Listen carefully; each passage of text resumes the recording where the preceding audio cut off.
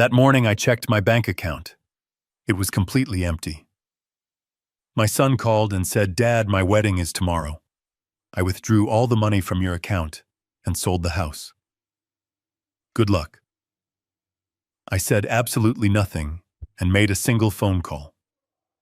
When the wedding day arrived, he learned a very hard lesson. If you are watching this, make sure to subscribe and tell me where you are listening from. Let me tell you exactly how this nightmare started.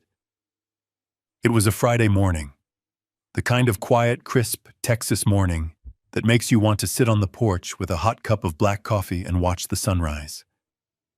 I am Victor Gallagher. I am 71 years old. I was sitting at my kitchen island tapping the screen of my tablet to pay my monthly utility bills. The house was peaceful. It had been overwhelmingly silent since my beautiful wife Diana passed away. I opened my banking application.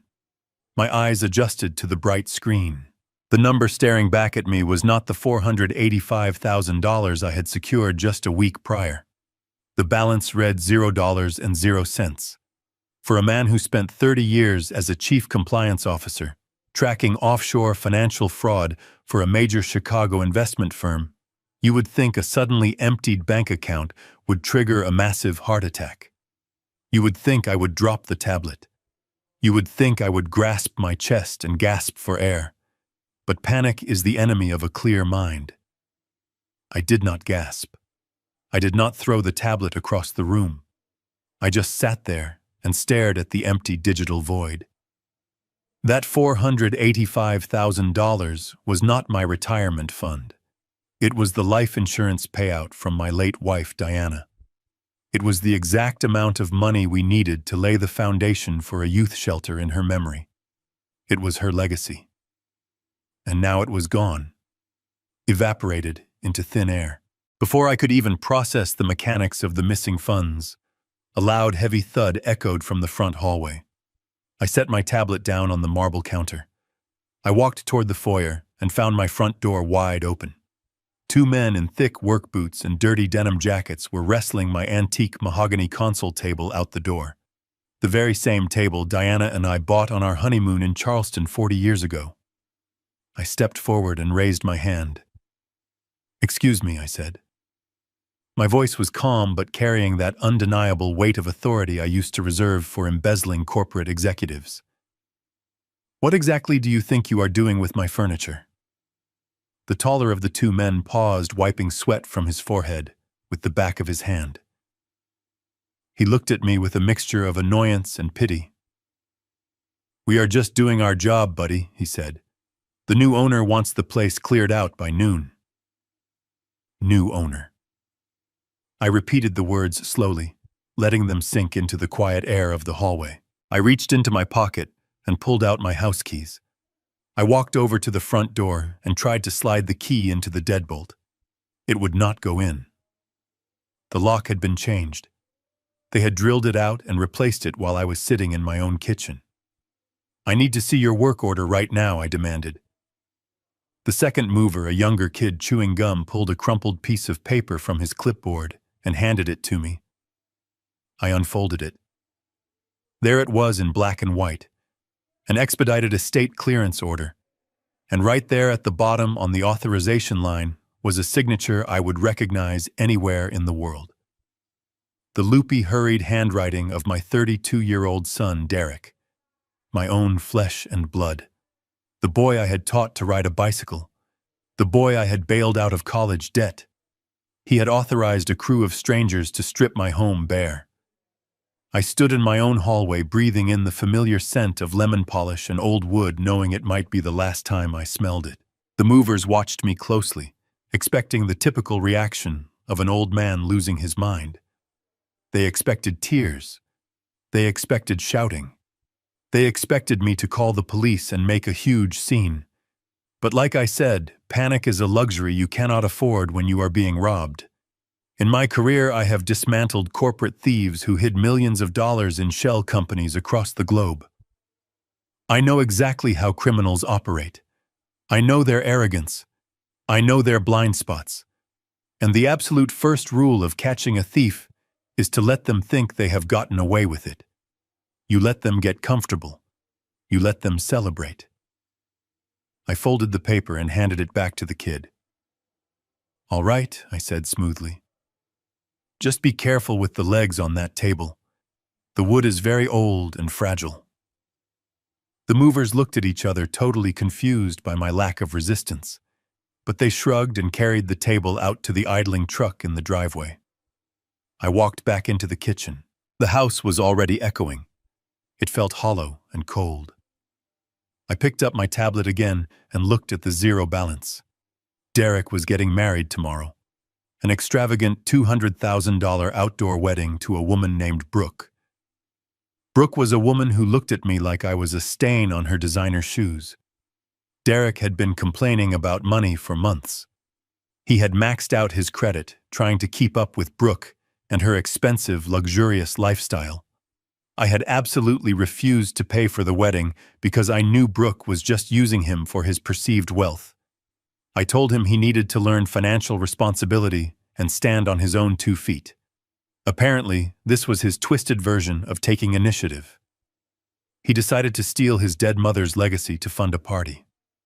I did not feel sorrow. I felt a cold, calculating clarity wash over me. Every emotion shut down and the forensic accountant inside me woke up. I walked out the back door and stood in the beautiful garden Diana had planted. I pulled my cell phone from my pocket. I did not call the police. The police would just see a domestic dispute.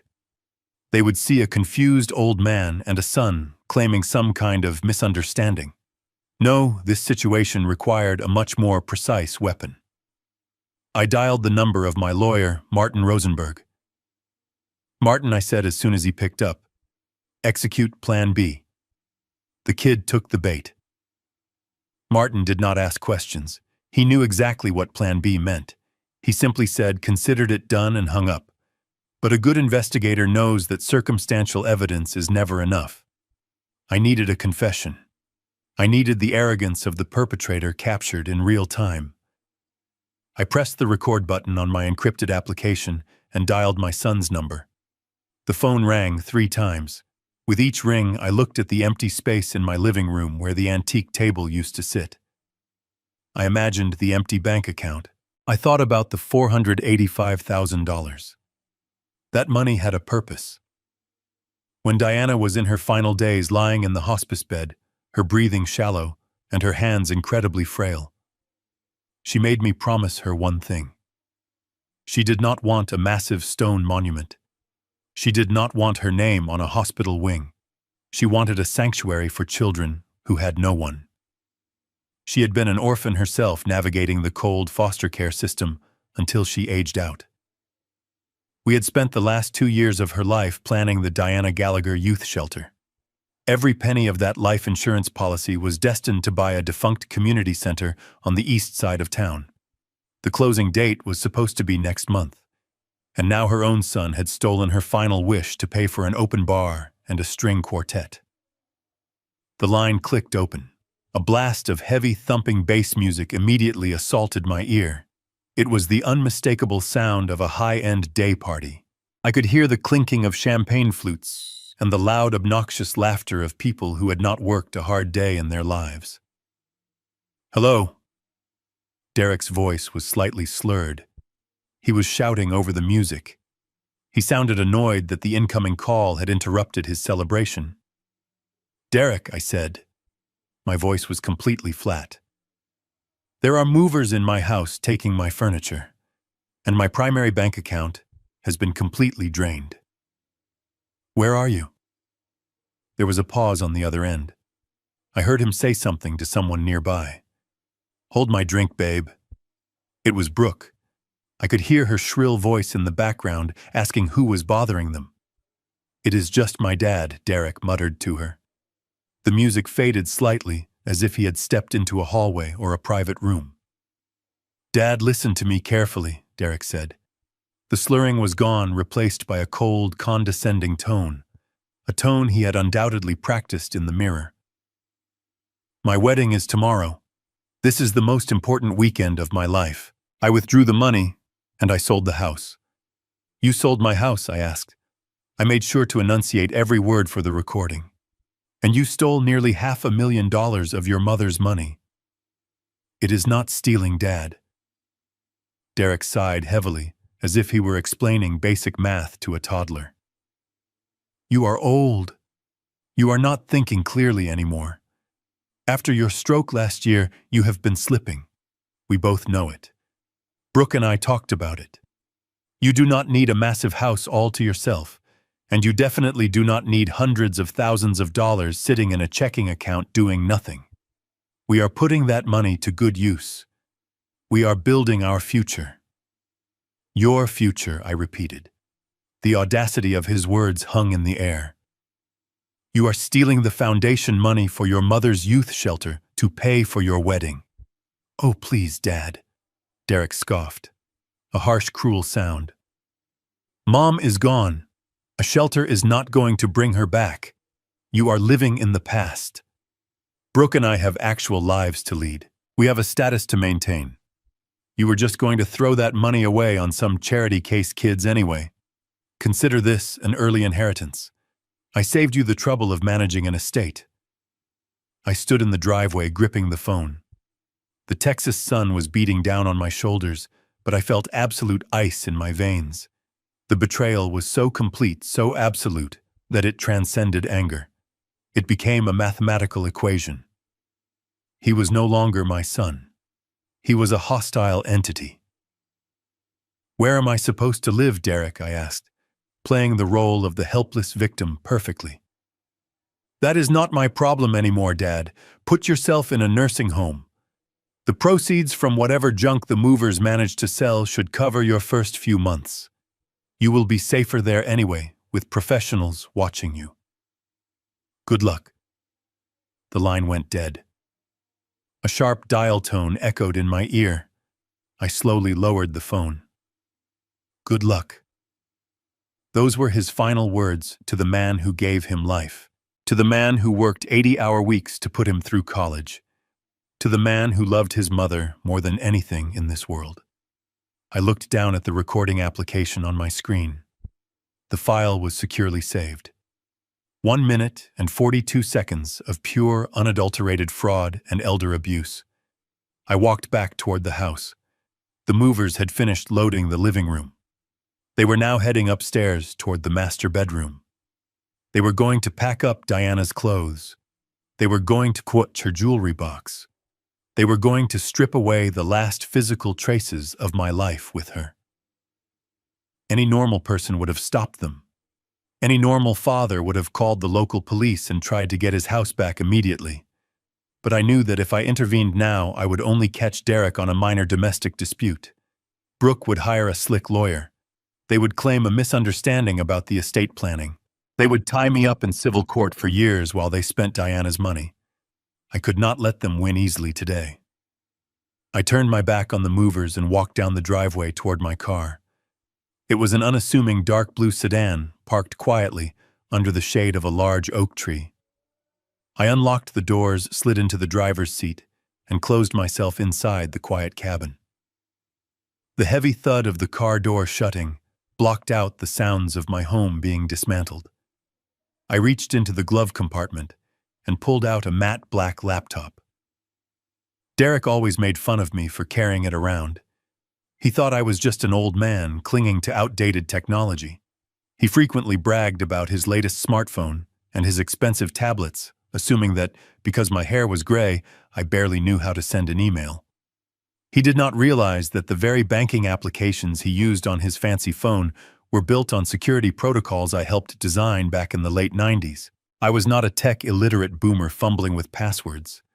I was the architect of the walls he thought he had just breached. I powered on the machine and bypassed the standard operating system, booting directly into a secure, encrypted environment. I connected to a private mobile hotspot and routed my connection through 3 separate virtual private networks. If I was going to hunt down nearly $500,000, I was not going to leave a digital trail for anyone to follow. I opened my banking dashboard. The consumer-facing application on my tablet had shown a simple zero balance, but I needed the raw data. I bypassed the user interface and accessed the detailed transaction logs. the screen filled with lines of code routing numbers and timestamps. My eyes scanned the green text against the black background, moving with the practiced efficiency of a man who had spent 3 decades hunting financial ghosts. There it was, an outgoing wire transfer executed at 8:14 yesterday morning. The exact amount was $485,000. I highlighted the receiving routing number. It was not a local transfer. Derek had not just moved the money into his own checking account down the street. He had used a third-party clearinghouse to bounce the funds before landing them in a newly established high-yield account. I ran the routing number through a financial database I still had access to. The destination was a regional bank headquartered in Dallas, Texas. My primary account, the one holding Diana's life insurance payout, was based out of Delaware. I leaned back in my seat and let out a slow, deep breath. My son was not just a thief. He was remarkably ignorant of federal banking regulations. By moving that amount of stolen money across state lines, he had instantly elevated a domestic dispute into a federal crime. He had committed wire fraud. The FBI would not treat this as a family disagreement over an inheritance. They would treat it as a major felony. I began compiling the digital footprint. I downloaded the wire transfer authorization forms, the timestamp logs, and the IP addresses used to initiate the transaction. With every click of my mouse, I was forging a nail for my son's coffin. I discovered that the transfer had been authorized using a digital signature. Derek had uploaded a document to the bank to bypass the fraud alert triggers. I pulled up the attachment. It was a scan of a legal document. I squinted at the screen, zooming in on the pixelated image. It was a medical and financial power of attorney. My stomach tightened. I recognized the document immediately, but something was fundamentally wrong with it. Derek had claimed I was losing my mind. He was using a temporary power of attorney I had signed last year when I had a minor stroke, but that document had an expiration date. I had revoked it the moment I was discharged from the hospital. I looked closer at the date on the scanned document. It had been crudely altered. The year had been changed. Derek had forged my legal documents to convince the bank he had the authority to drain my accounts. This was no longer just theft or wire fraud. This was aggravated identity theft and document forgery. He had built a house of cards on a foundation of federal offenses. I saved every single file into an encrypted folder and backed it up to a secure cloud server. I made a secondary copy and sent it directly to Martin's private server. The evidence was now indestructible. Derek thought he had completely outsmarted me. He thought he had outmaneuvered a frail old man who would just cry and accept his fate in a cheap nursing home. He had no idea he had just walked into a trap of his own making. I closed the laptop and placed it carefully back into the glove compartment. I looked out the car window.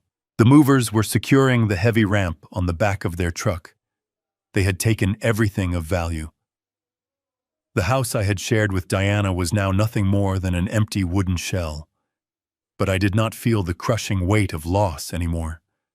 I felt the cold, sharp edge of absolute resolve. I started the engine of my sedan. The quiet hum of the motor filled the cabin. I adjusted my rearview mirror and took one last look at the property.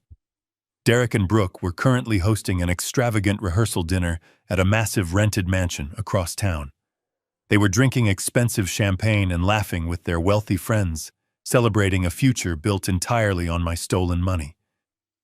It was time for me to pay my respects to the happy couple.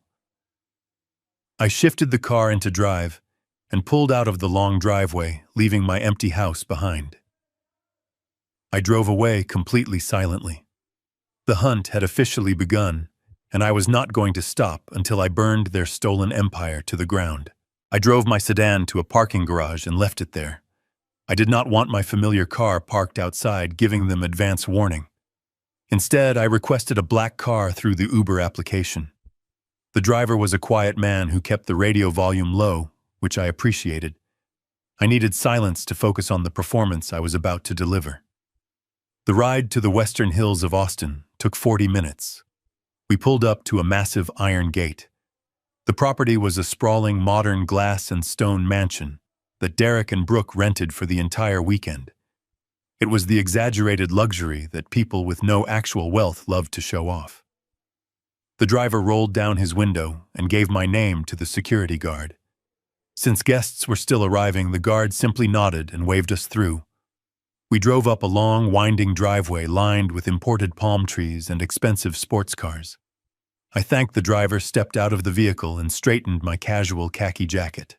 I was not dressed for a high society evening. I was wearing the clothes I had put on to drink my morning coffee. I was not there to impress anyone. I walked up the wide stone steps toward the massive double doors. They were propped open to let the cool evening breeze flow through the house. The sound of live jazz music drifted out into the night air, accompanied by the low hum of wealthy people trying very hard to sound important. I stepped over the threshold into the grand foyer. The interior was blindingly white. White marble floors, white leather furniture, and massive modern art pieces. Caterers in crisp black uniforms moved silently through the crowd, carrying silver trays of delicate appetizers and tall glasses of expensive champagne. The guests were dressed in tailored suits and designer cocktail gowns. I stood near the entryway, letting the sheer arrogance of the room wash over me. Every single bite of caviar, every drop of that vintage champagne, and every hour this rented mansion cost was paid for by the money they stole from my dead wife. I scanned the room looking for the two people responsible. It did not take long to find her. Brooke was holding court near a massive indoor waterfall feature. She was wearing a sleek, pearl-colored silk dress that probably cost more than my first car. She was laughing loudly at a joke someone had just told, throwing her head back to make sure the photographer hired for the evening captured her perfect angle. As she lowered her glass, her eyes scanned the room and locked onto me. The fake smile on her face completely vanished. It was as if someone had physically struck her. She blinked twice, unable to comprehend how the pathetic old man they had just evicted was standing in the middle of her perfect rehearsal dinner. Her eyes darted around the room, checking to see if any of her wealthy friends had noticed my presence. Satisfied that no one was paying attention to the wrinkled old man by the door, she abruptly excused herself. She handed her half-empty champagne flute to a passing waiter and marched toward me. Her high heels clicked sharply against the marble floor, sounding like a ticking metronome counting down to an explosion. I stood my ground and waited. I let my shoulders slump slightly, and I softened my expression. I needed her to see weakness. I needed her to feel superior so she would make mistakes. Brooke did not stop until she was inches from my face. She strategically positioned her body to block me from the view of the main dining hall. Her perfume was incredibly strong and suffocating. "What on earth are you doing here?" she hissed. Her voice was barely a whisper, but it was laced with absolute venom. "You were not invited to this dinner, Victor." I looked around the room, pretending to be confused and slightly intimidated. "I just needed to speak with my son," I said, letting my voice tremble just a fraction. "I went to the house and there were men taking my things." Brooke grabbed my arm. Her perfectly manicured fingernails dug sharply into my wrist. She squeezed hard enough to leave marks. "Keep your voice down, you crazy old fool," she ordered. Her eyes were wide with furious panic. "Look at you. You look like a homeless person who wandered off the street. You are wearing dirty khakis at a formal event. You are completely ruining my aesthetic.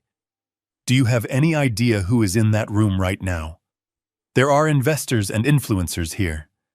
My brand depends on this weekend looking flawless." I gently tried to pull my arm away, but her grip tightened. "I do not care about your brand, Brooke," I said, maintaining the facade of a distressed father. "I care about my home. I care about the money Derek took from my account. I have nowhere to sleep tonight." She let out a very short and cruel laugh. "That is exactly why Derek took over your finances, Victor. You are clearly deteriorating. You cannot even dress yourself appropriately for a social gathering, let alone manage hundreds of thousands of dollars. We are doing you a massive favor right now. You need to turn around, walk out that front door, and call a cab. If you cause a scene and embarrass my husband in front of these important people, I swear I will make sure you spend the rest of your pathetic life locked in a state-run mental facility." She leaned in closer so only I could hear her next words. "You have absolutely zero power here, old man. You are completely broke. You are officially homeless, and you are a disgusting stain on this absolutely perfect weekend. Leave right now before I have the private security guards drag you outside and throw you onto the literal street." Before she could summon the guards, a hand firmly grabbed my shoulder. It was Derek. He smelled of expensive cologne and expensive dark scotch. "Brooke is right, Dad," he said, his voice tight with suppressed anger. "You should not be here, but since you are, we need to settle this away from my guests." He did not wait for my response. He tightened his grip on my shoulder and practically dragged me down a long hallway away from the music and the laughter. We entered a private study. It was a heavy room with dark oak-paneled walls and tall, heavy wooden bookshelves that looked like they had never been touched. Derek closed the heavy wooden door behind us, instantly cutting off the sounds of the party. The silence in the room was oppressive. He walked over to a massive mahogany desk and leaned against it, crossing his arms. He looked at me not with the love of a son, but with the cold calculation of a man who was trying to manage a nuisance. I stood near the door, letting my hands shake slightly. I kept my head lowered. "What is this, Derek?" I asked, my voice cracking perfectly. "Why are there men taking your mother's furniture? Why is my bank account empty?" Derek sighed loudly, rubbing the bridge of his nose as if I were giving him a terrible headache. "Dad." "We talked about this," he lied smoothly. "Do you really not remember?" My heart hardened, but my physical facade remained that of a confused, vulnerable senior citizen. "Remember what I stammered. I never agreed to sell my home. I never agreed to give you your mother's foundation money." Derek reached into the inner pocket of his tailored suit jacket. He pulled out a folded piece of thick legal paper and tossed it onto the desk between us. "I had to step in, Dad," he said. His tone shifted from angry to mock sympathetic. "You are not well. Ever since your stroke last year, your cognitive decline has been obvious to everyone. You forget things. You get confused. Leaving you alone in that big house with access to that much money was simply irresponsible. I could not sit back and watch you become a victim of some scam artist. I am your son. It is my job to protect you." I slowly approached the desk. My hands trembled violently as I reached out to pick up the document. It was a copy of a medical and financial power of attorney, the very same document I had seen on my laptop earlier. But holding the physical paper in my hands, feeling the weight of his absolute betrayal made the air in the room feel thick and suffocating. I stared at the black ink on the page. He was using my stroke as his ultimate weapon. My mind drifted back to that terrible week last year. I had collapsed in the kitchen. I woke up 2 days later in a sterile hospital room surrounded by beeping machines. The left side of my body was entirely numb. I was terrified. The nurse had asked me if there was family she could call. I gave her Derek's number. She called him 3 times. He never answered. He did not answer because he and Brooke were on a beach in Cabo San Lucas drinking margaritas. I knew this because while I was lying in a hospital bed wondering if I would ever walk again, the nurses took pity on me and helped me check my social media. I saw his posts. I saw the pictures of them laughing in the sun while I was fighting for my life in the shadows. I recovered completely alone. I pushed through grueling physical therapy completely alone. I regained my strength, my speech, and my mind completely alone. And now he was standing in front of me dressed in a tuxedo paid for with my money, using the very illness he ignored to declare me incompetent. "It is all completely legal, Dad," Derek said, watching me stare blankly at the paper. "You signed it yourself. The doctors agreed that you needed supervision. I transferred the funds into a secure trust that I currently manage. The house was too much of a liability, so I liquidated it to cover your future care. You do not have to worry about bills or maintenance anymore. I have taken the heavy burden off your aging shoulders. You should be thanking me." "Thanking you," I whispered. My voice was barely audible. I let a single tear roll down my cheek. It was not a tear of sadness. It was a tear of profound disgust. Derek misread it entirely. He thought he had broken me. He thought he had finally forced me to accept my new pathetic reality. "Yes, Dad, thanking me," he replied, stepping closer. He patted my shoulder with a condescending rhythm. "Now I need you to go home." "Well, not home. Go to a hotel. I will have my assistant book you a room for the weekend. After the wedding, we will look into a nice assisted living facility, somewhere quiet. You will make friends. It will be good for you." I kept my eyes glued to the forged date on the power of attorney. The numbers had been blatantly altered to make the expired temporary document appear permanent. He was incredibly arrogant. He was so convinced of his own superior intelligence that he did not even realize the massive legal trap he had just confirmed by handing me this piece of paper. I slowly folded the document and slipped it into my pocket. Derek smiled, looking incredibly proud of himself. He thought he had just won the ultimate victory. He thought he had successfully erased my entire life without facing a single consequence. I nodded weakly, turned my back on my only son, and walked quietly out of the room, completely ready to destroy his pathetic little empire tomorrow. As my hand reached for the heavy brass doorknob, the thick wooden door suddenly swung open inward. Brooke stood in the threshold, blocking my exit. She had clearly been listening from the hallway, waiting for the perfect moment to make her entrance. She looked past me to Derek, who gave her a subtle nod of victory, indicating that I had been dealt with and neutralized. A slow, cruel smile spread across her face. It was the kind of smile a predator gives a wounded animal when the hunt is finally over. She stepped fully into the study, closing the door slightly behind her, to trap me in the small space between them. "You really thought you could come here and make demands?" she said, shaking her head in disbelief. "You really thought you had some sort of power left in this family?" She reached inside, searching for something. She pulled out a crisp new $100 bill. She held it up between her index and middle fingers, dangling it in front of my face like a piece of meat. She took a step closer until I could smell the overpowering scent of her expensive perfume again. With a swift, demeaning motion, she shoved the folded bill directly into the front breast pocket of my jacket. She patted the pocket twice as if she were rewarding a stray dog. "Take a taxi to a cheap motel." "Old man," she whispered, her tone dripping with absolute disgust. "Buy yourself a hot meal and go to sleep. And do not even think about showing your face at the venue tomorrow. You are not needed. Do not ruin my photos tomorrow." I looked down at the green edge of the bill sticking out of my pocket. I slowly raised my eyes to meet hers. I let my lower lip tremble. I let my shoulders drop another inch. I reached up and placed my hand over the pocket, holding the money close to my chest, as if it were my last lifeline.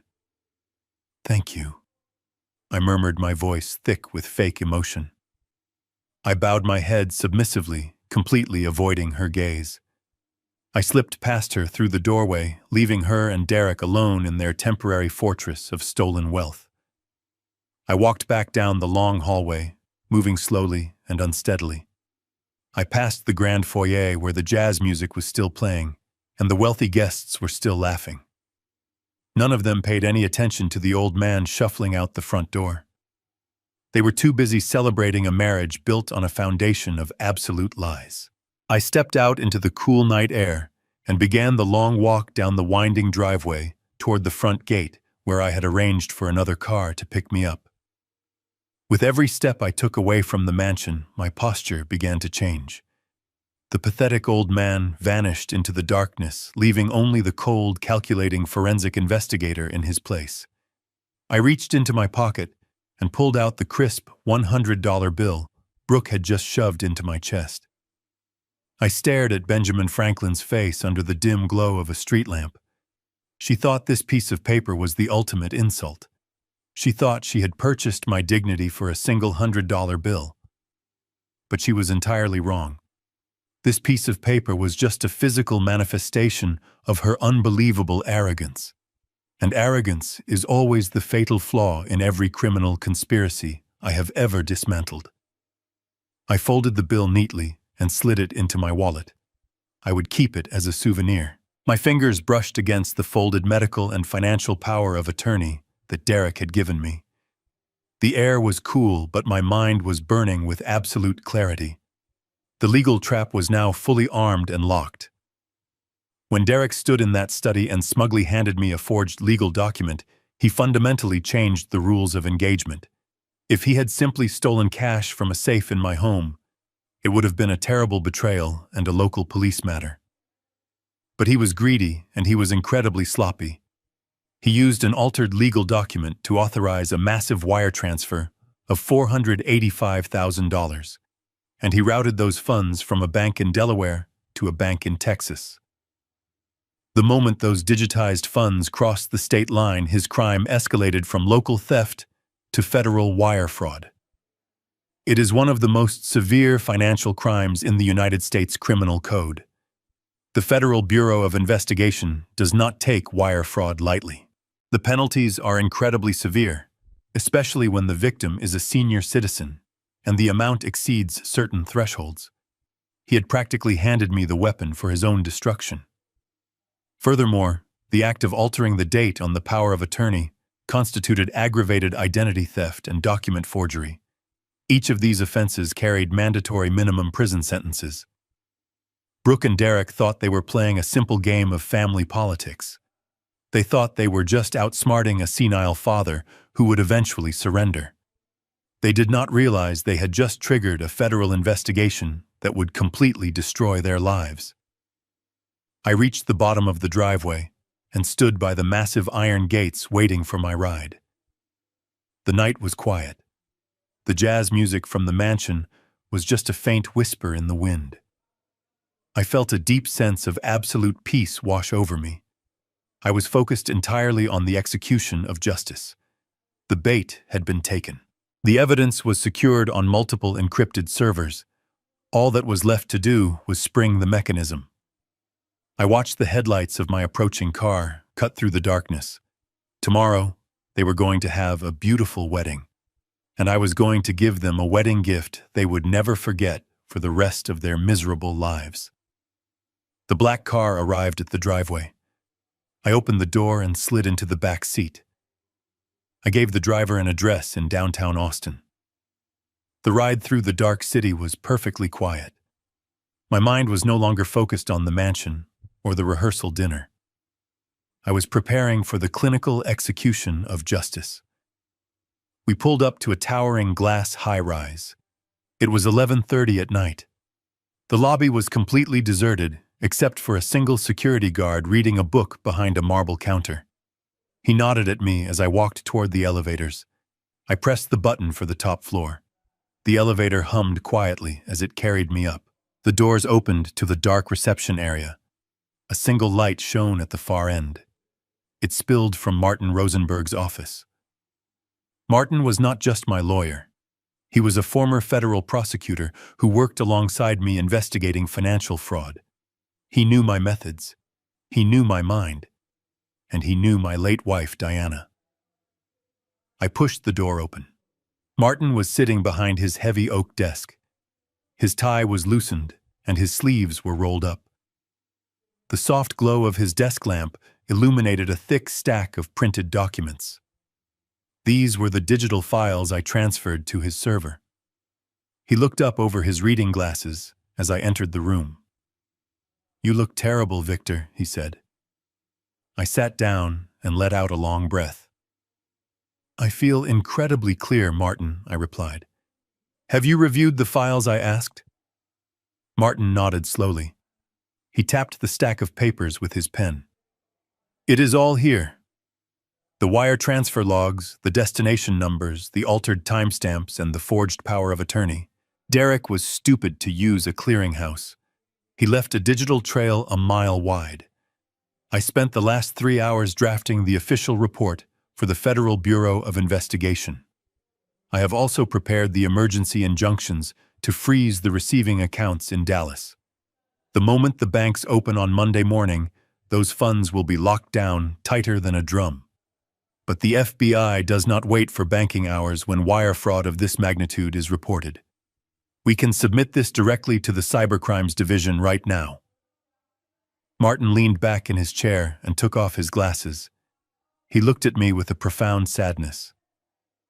For 20 years I have known you, Victor. I have watched you dismantle ruthless corporate criminals without blinking an eye. But this is different. This is Derek. I watched that boy grow up. I attended his high school graduation. I ate dinner at your table with Diana while he played in the backyard. Martin leaned forward and rested his arms on the desk. He folded his hands together. I need to ask you this as your legal counsel and as your friend. Are you absolutely sure you want to do this? Once we file this report, there is no retracting it. This is not a civil suit. This is a federal felony. They will arrest him. He will face severe mandatory prison time. Your only son will become a convicted felon. Are you prepared to send your own flesh and blood to federal prison? The only sound was the faint ticking of a grandfather clock in the corner of the office.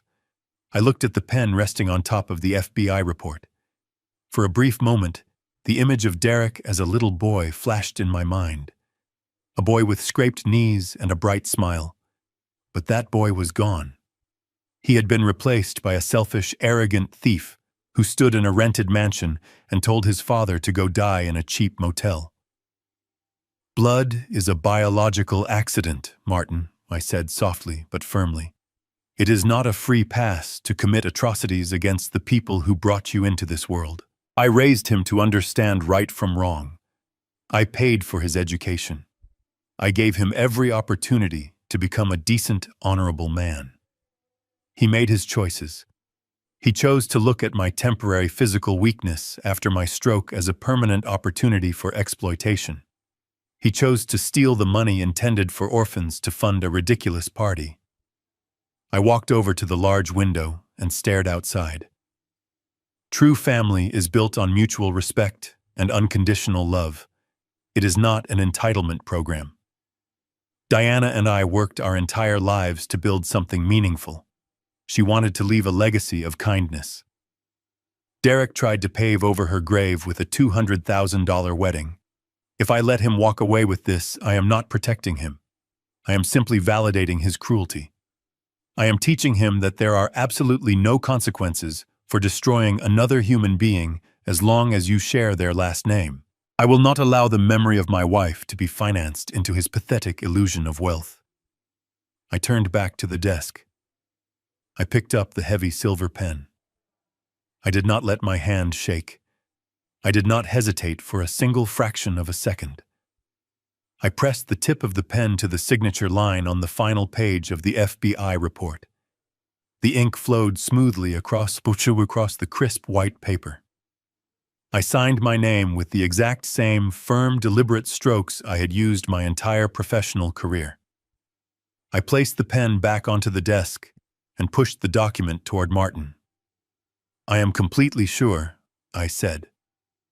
My voice was steady and absolute. Spring the trap immediately. Martin looked at the signature. He let out a quiet sigh of resignation. He opened his laptop and scanned the signed page into the secure federal portal. With one click of his mouse, the encrypted file was sent directly to the Cybercrimes Division. The mechanism of justice was now officially in motion. I slept 4 hours on the vintage leather sofa in Martin's office. The morning sun was just beginning to pierce the glass windows. It was Saturday. It was the morning of my son's wedding. Caterers were arranging expensive flowers and velvet chairs on a manicured lawn.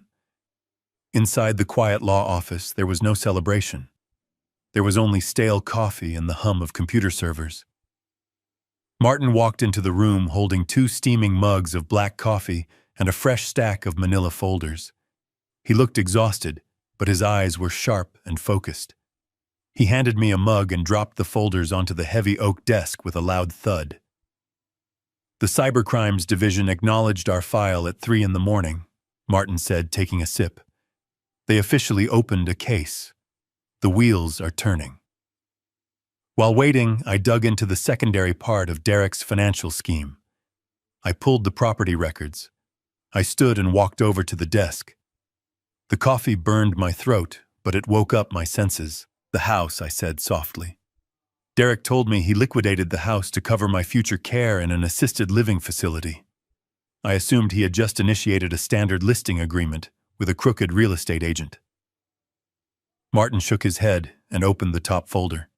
He did not list the house, Victor. He sold it. The transaction was finalized and recorded electronically late yesterday afternoon.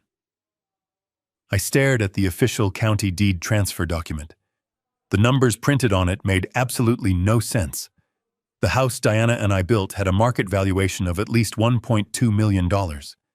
It was located in one of the most desirable neighborhoods in the entire state. But the sale price listed on the deed was exactly $600,000, half of its actual value. I traced my finger over the printed numbers. He sold $1 million estate for $600,000. I muttered, my mind quickly processing the mathematics of the crime. He took a 50% loss on the greatest asset in the portfolio. Why would he do that? Because he did not care about the long-term value, Martin replied, leaning against the edge of the desk. He cared about liquidity. Look at the terms of the sale. It was an all-cash transaction. No mortgage contingencies, no structural inspections, no standard 30-day escrow period. He surrendered the deed for a duffel bag of digital cash. The reality hit me like a blow. Derek was not just stealing my money for a wedding. The wedding was just a smokescreen. The $200,000 party was designed to make him look incredibly successful and deeply rooted in the community. But behind the scenes, he was executing a massive fire sale. He drained the $485,000 from the life insurance policy.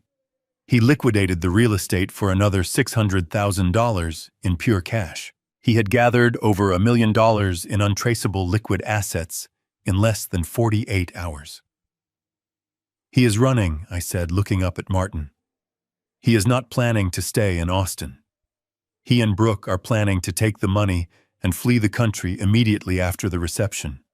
They will probably hop on a plane to somewhere with favorable extradition laws under the guise of an extended luxury honeymoon. By the time anyone realizes the money is completely gone and the property is legally tangled, they will be sitting on a beach halfway across the world. Martin nodded in agreement. That is the only logical explanation for taking such a massive loss on the property. He needed the cash instantly. But that brings us to the most confusing part of this entire transaction. Martin flipped to the second page of the file. In all my years of practicing real estate and financial law, I have never seen a property close this fast. The title search alone usually takes a week. To execute a cash transfer and record a deed in under 24 hours requires an incredibly motivated buyer, someone who is willing to bypass all standard legal protections and cut massive corners. I looked down at the buyer information on the deed. The space where a family name or a standard property management firm should have been was occupied by a corporate entity. The new legal owner of my home was listed as Apex Holdings Limited Liability Company. Apex Holdings, I read the name aloud. It sounded exactly like the type of generic shell company criminals use to wash dirty money. Who is behind it? That is the million-dollar question, Martin said, tapping the paper. I ran a preliminary search on the Texas Secretary of State Business Registry. Apex Holdings was incorporated exactly 3 days ago. It has no prior business history. It has no listed physical office address other than a generic post office box in a strip mall. And the registered agent is shielded by a third-party anonymity service. Someone created this company specifically to buy your house. I took another sip of my coffee, letting the bitter taste sharpen my focus. Derek's arrogance had blinded him, but he was not a criminal mastermind. He did not know how to set up shell companies or have connections to underworld buyers who could produce untraceable cash overnight. Someone else was pulling the strings on this real estate deal. Someone with a deep understanding of how to exploit a desperate, greedy young man. "I need access to your premium software, Martin," I said, setting my mug down. "The public registries are not going to give us the name of the real buyer. But every single limited liability company leaves a digital financial footprint. They had to wire that $600,000 from somewhere. And I am going to find out exactly who handed my son the match he used to burn down my legacy." Martin stepped aside and let me take his leather chair. I opened a specialized data terminal on his secure computer network. This software was not available to the general public. It was a proprietary forensic database used by federal investigators to trace dark money across international borders. A domestic shell company like Apex Holdings might fool a local tax assessor, but to this system it was practically transparent. I began running a reverse trace on the corporate registration number. The anonymity service shielding the owner was based in Nevada. I bypassed their firewall by cross-referencing the digital payment method used to file the initial incorporation documents. Criminals often remember to hide their names, but they almost always forget to hide the credit card they use to pay the filing fees. Lines of data scrolled rapidly across the bright monitor. I watched as the software peeled back the layers of deception. Within 10 minutes, the system flagged a direct match. The credit card used to establish Apex Holdings belonged to an individual residing right here in Austin. The screen refreshed and a name appeared in bold black text. Chad. No massive corporate conglomerate. No sophisticated syndicate of offshore real estate investors. Just a single individual named Chad. I typed his full name into a secondary public records database. He had a few minor traffic violations and a dismissed civil suit for unpaid rent, but no major criminal history. What he lacked in criminal sophistication, he made up for in an aggressive social media presence. I opened a standard internet browser and navigated to popular social media platforms. I typed his name into the search bar. His profile was entirely public. The page was a nauseating shrine to superficial vanity. There were hundreds of photographs of a heavily muscled man in his late 20s posing in gyms, drinking protein shakes, and standing near leased luxury cars. His profile bio listed him as an elite personal fitness coach and a lifestyle entrepreneur. I scrolled through his posts, feeling a cold knot forming in my stomach. I knew exactly where this was going, but I needed visual confirmation. I clicked on a photo album tagged with a location in downtown Austin. It was a high-end private training facility, and there she was. Brooke. My future daughter-in-law was featured prominently in dozens of his videos and photographs. In some, she was lifting weights while he spotted her with his hands lingering entirely too close to her waist. In others, they were taking mirror selfies together, their bodies pressed tightly against one another, smiling brightly for the camera. The captions were full of heart symbols and inside jokes. She called him her daily motivation. He called her his favorite client. But the body language in these images told a completely different story. It was not a professional relationship. It was intimate. It was arrogant. It was deeply sickening. Chad was not just a fitness trainer who decided to pivot into real estate investing overnight. He was Brooke's lover. The pieces of the puzzle slammed together with a deafening finality. Derek was completely oblivious. He thought he was the mastermind of this grand financial escape. He thought he was liquidating my assets to fund his beautiful future with his perfect wife. But Derek was just a useful idiot. Brooke and Chad orchestrated the entire real estate transaction. Brooke manipulated my son into selling the property at a massive financial loss, knowing that Chad had formed a shell company to purchase it. They were using Derek's own greed to rob him blind. Once the wedding was completely over, and Derek was left holding the bag for the federal wire fraud, Brooke and Chad would take all the cash, the house, and disappear. I pushed the chair back and stood up from the desk. My hands were shaking, but not from weakness. It was a physical reaction to the sheer magnitude of the disrespect. I walked over to the window and looked out at the city skyline. I closed my eyes and thought about my house. It was not just a building constructed from wood and stone. When Diana and I bought that plot of land 40 years ago, we could not afford to hire a massive construction crew. I laid the foundation myself. I framed the walls with my own hands, working late into the night, under the glow of a halogen worklight.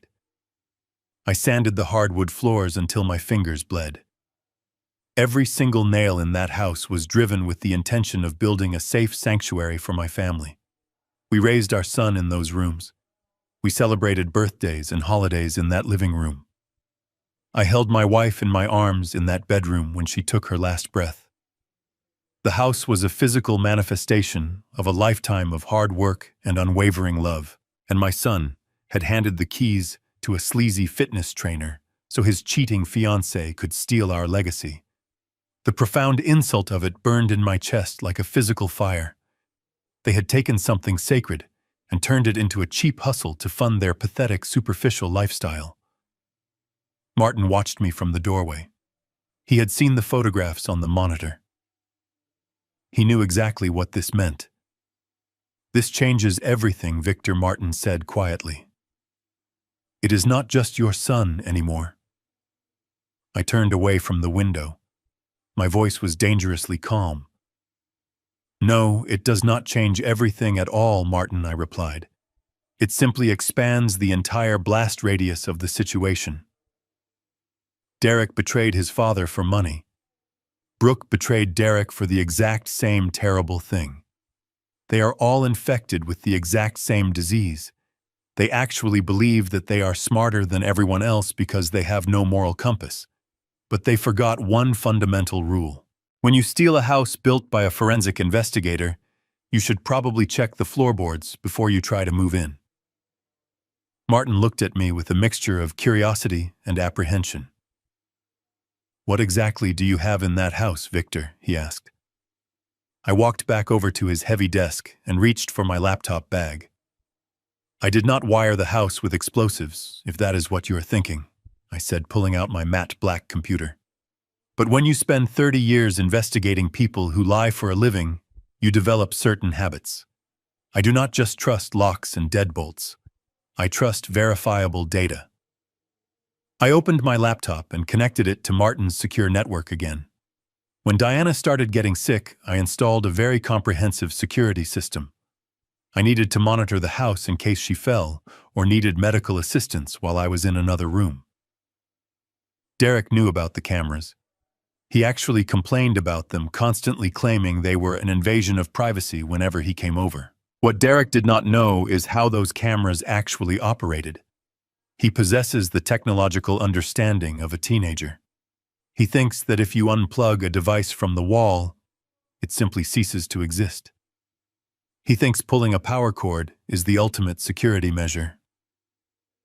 I logged into a highly encrypted offshore server.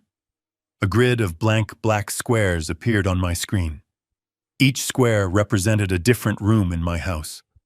The live feed was dead. Derek had indeed gone through the house and unplugged every single camera he could find before he brought the movers in. But he did not realize that the physical cameras were merely optical relays. The actual recording system was hardwired into an independent battery backup hidden inside the walls. Every single second of video and audio was instantly uploaded to a secure cloud server. The data was untouchable. I bypassed the dead live feed and accessed the archived storage. I needed to see exactly what happened in my house before the movers arrived. I selected the master timeline and began scrolling backward. Yesterday was a flurry of activity with Derek storming through the rooms holding his forged paperwork. I kept scrolling. 2 days ago, the house was mostly empty. Then I hit the timestamp for Tuesday evening. Exactly 3 days ago. A thumbnail image flickered to life in the center of the grid. The camera was located in the main living room, pointing directly at my antique cabinet. I clicked the thumbnail to expand the video to full screen.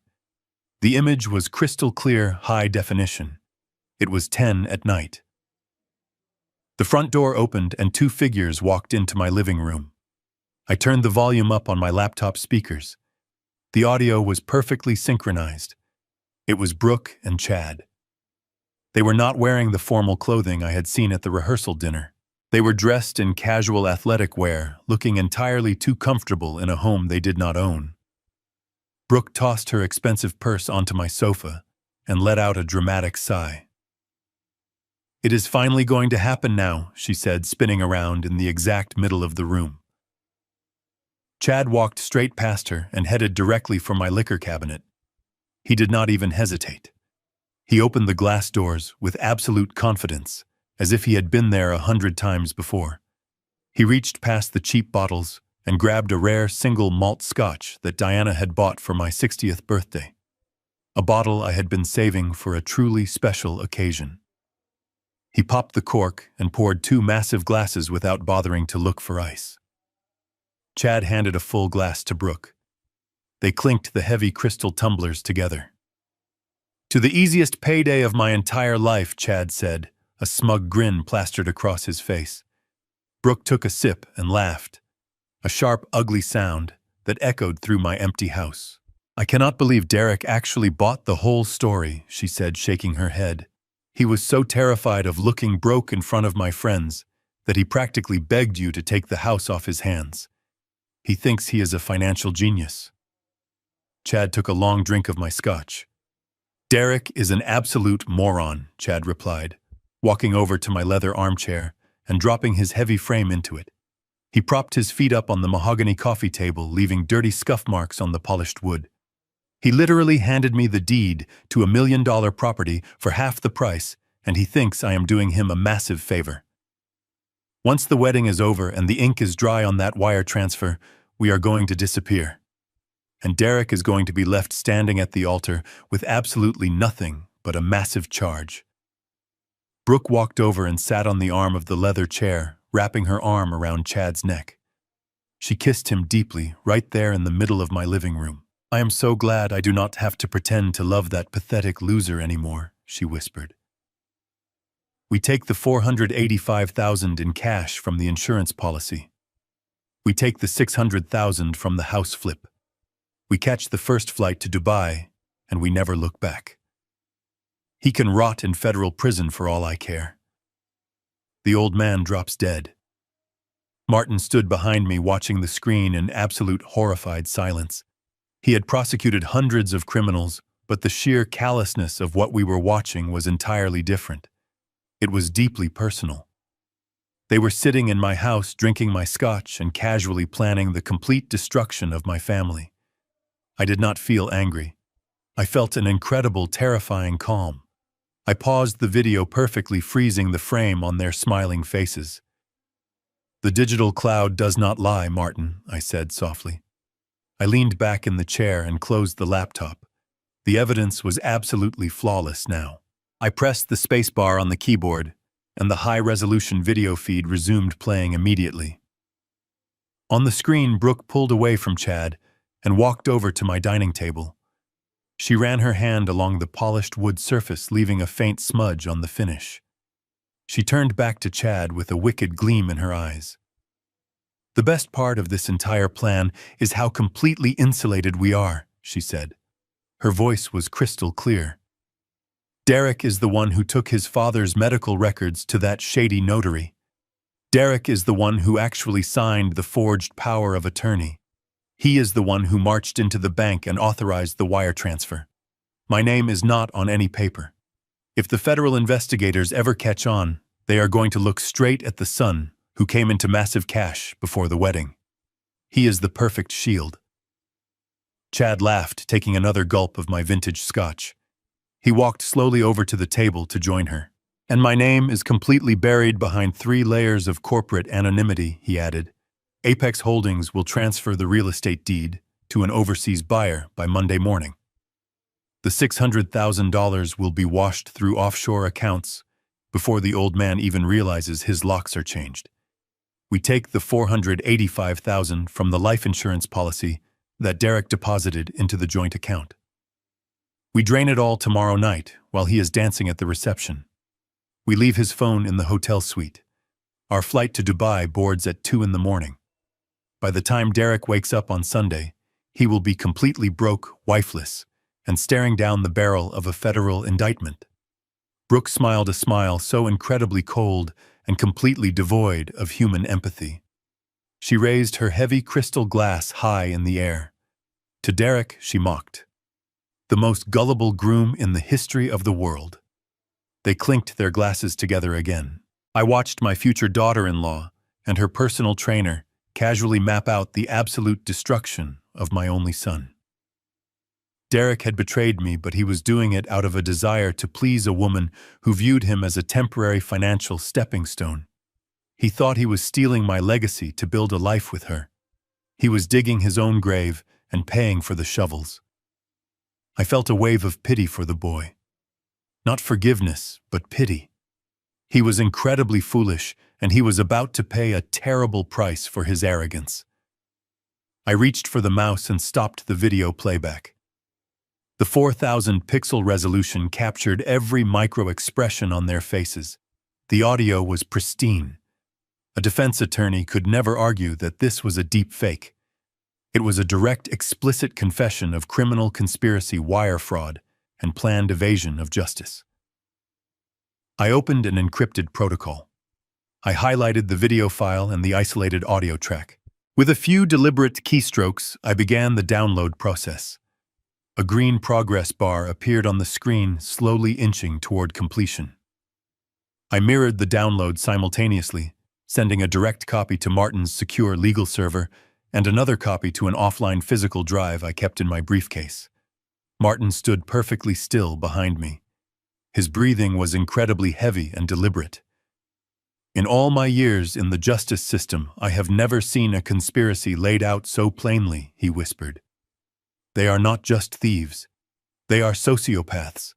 They are entirely willing to destroy a man's life just to fund a permanent vacation. Martin walked around the desk and slumped into his chair, rubbing his temples.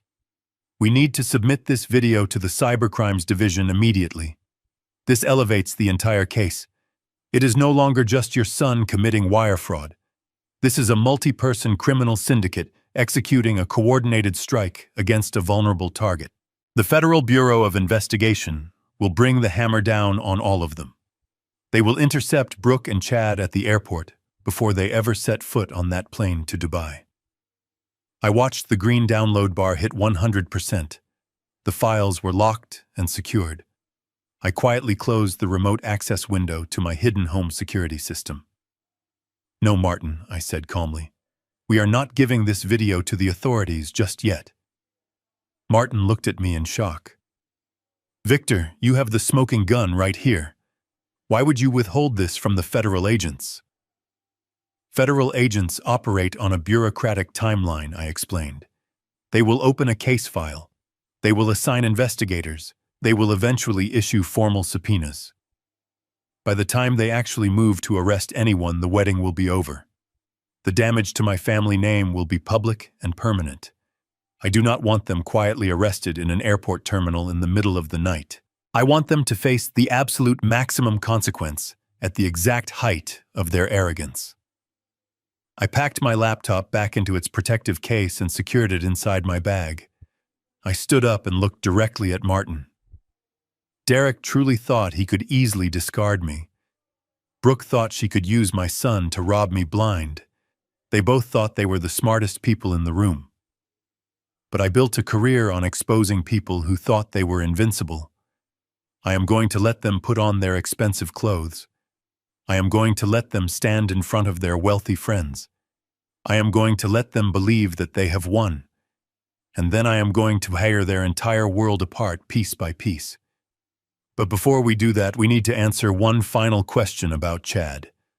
Where exactly did a local fitness trainer get $600,000 in cash to buy my house?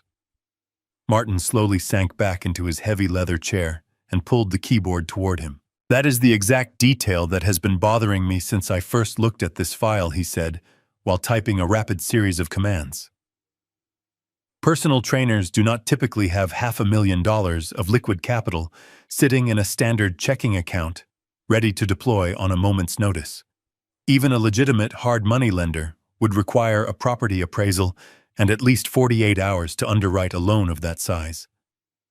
Chad had to get this cash from a source that completely bypasses the traditional banking sector, a source that does not ask questions and operates strictly in the shadows. I walked around the desk and stood behind his shoulder watching the screen as the forensic software dug into the origin of the $600,000 deposit into the Apex Holdings account.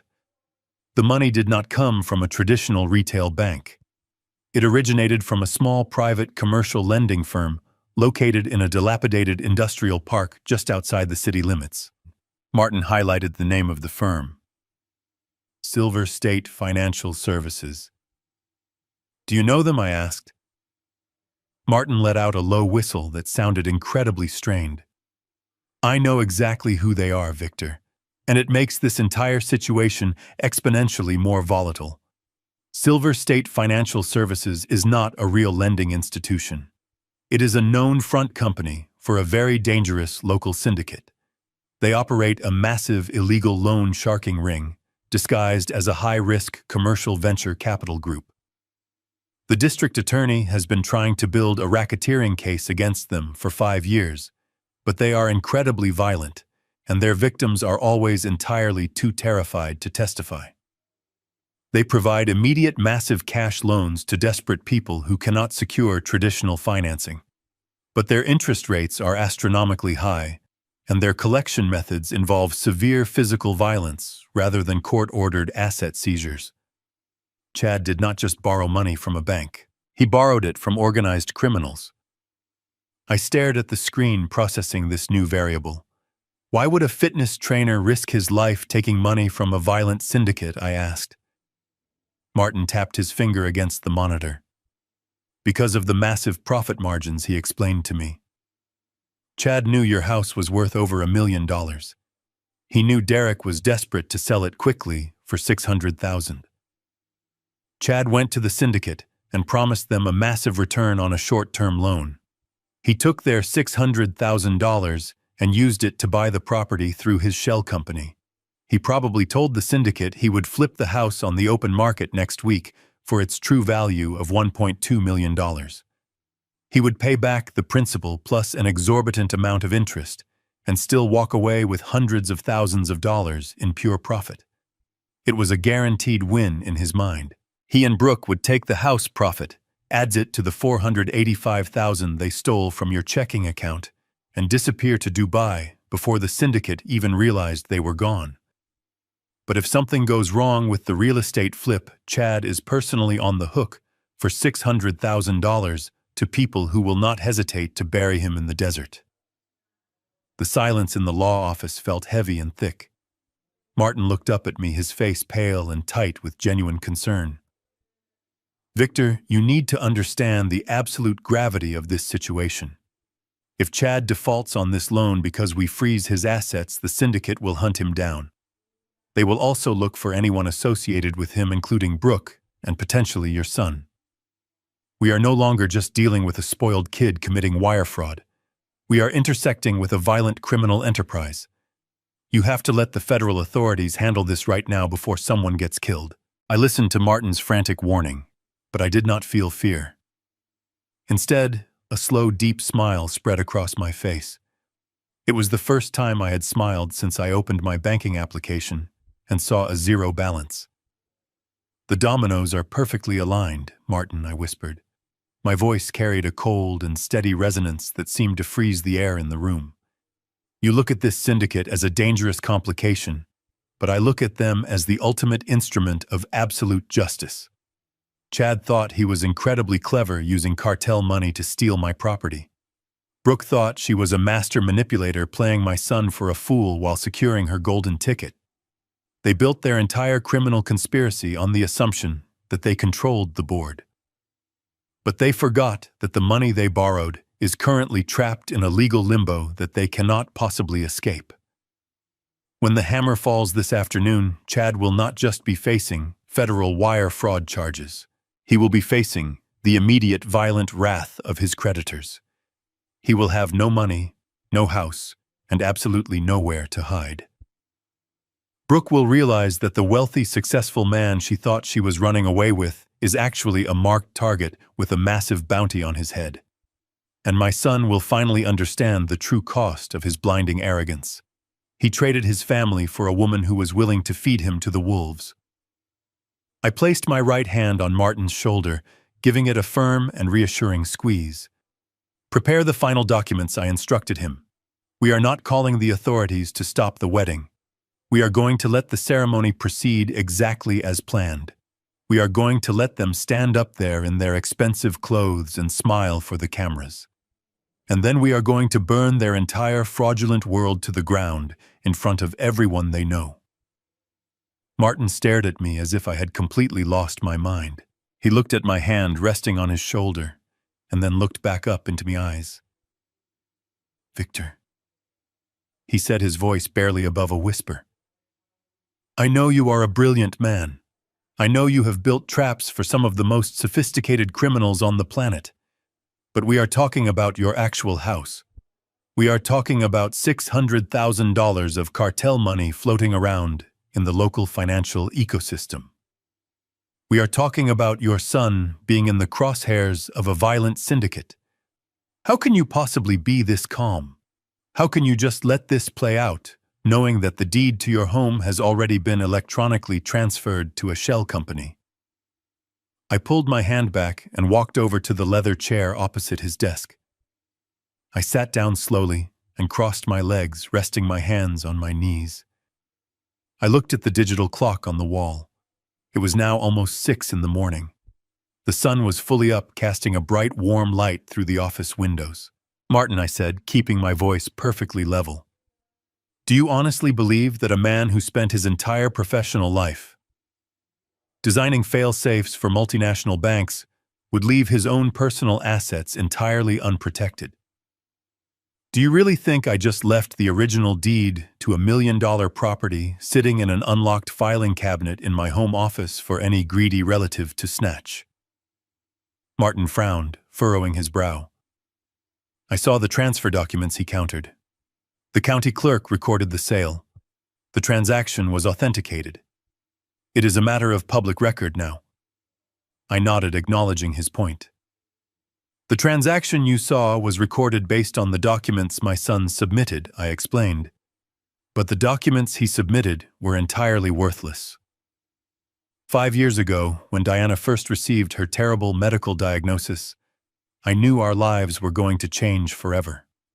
I knew that medical bills could accumulate, and I knew that grief can often make people do very desperate things. I wanted to ensure that no matter what happened to my physical or mental state, her legacy would be absolutely untouchable.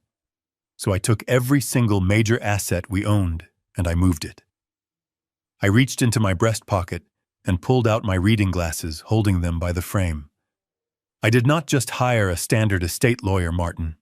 I used a specialized firm in Delaware to establish an irrevocable blind trust. I transferred the actual legal title of the house, the primary investment accounts, and the central architecture of the life insurance payout directly into that trust. The moment I signed those papers 5 years ago, Victor Gallagher ceased to be the legal owner of that property. The trust became the sole proprietor. I am simply the primary beneficiary and the tenant. My son cannot legally sell a house that I do not even own." Martin let out a sharp gasp and fell back into his chair. His eyes widened as the sheer magnitude of the legal reality washed over him. He ran a hand through his thinning hair. "But the paperwork," he stammered. "The deed he gave to the buyers.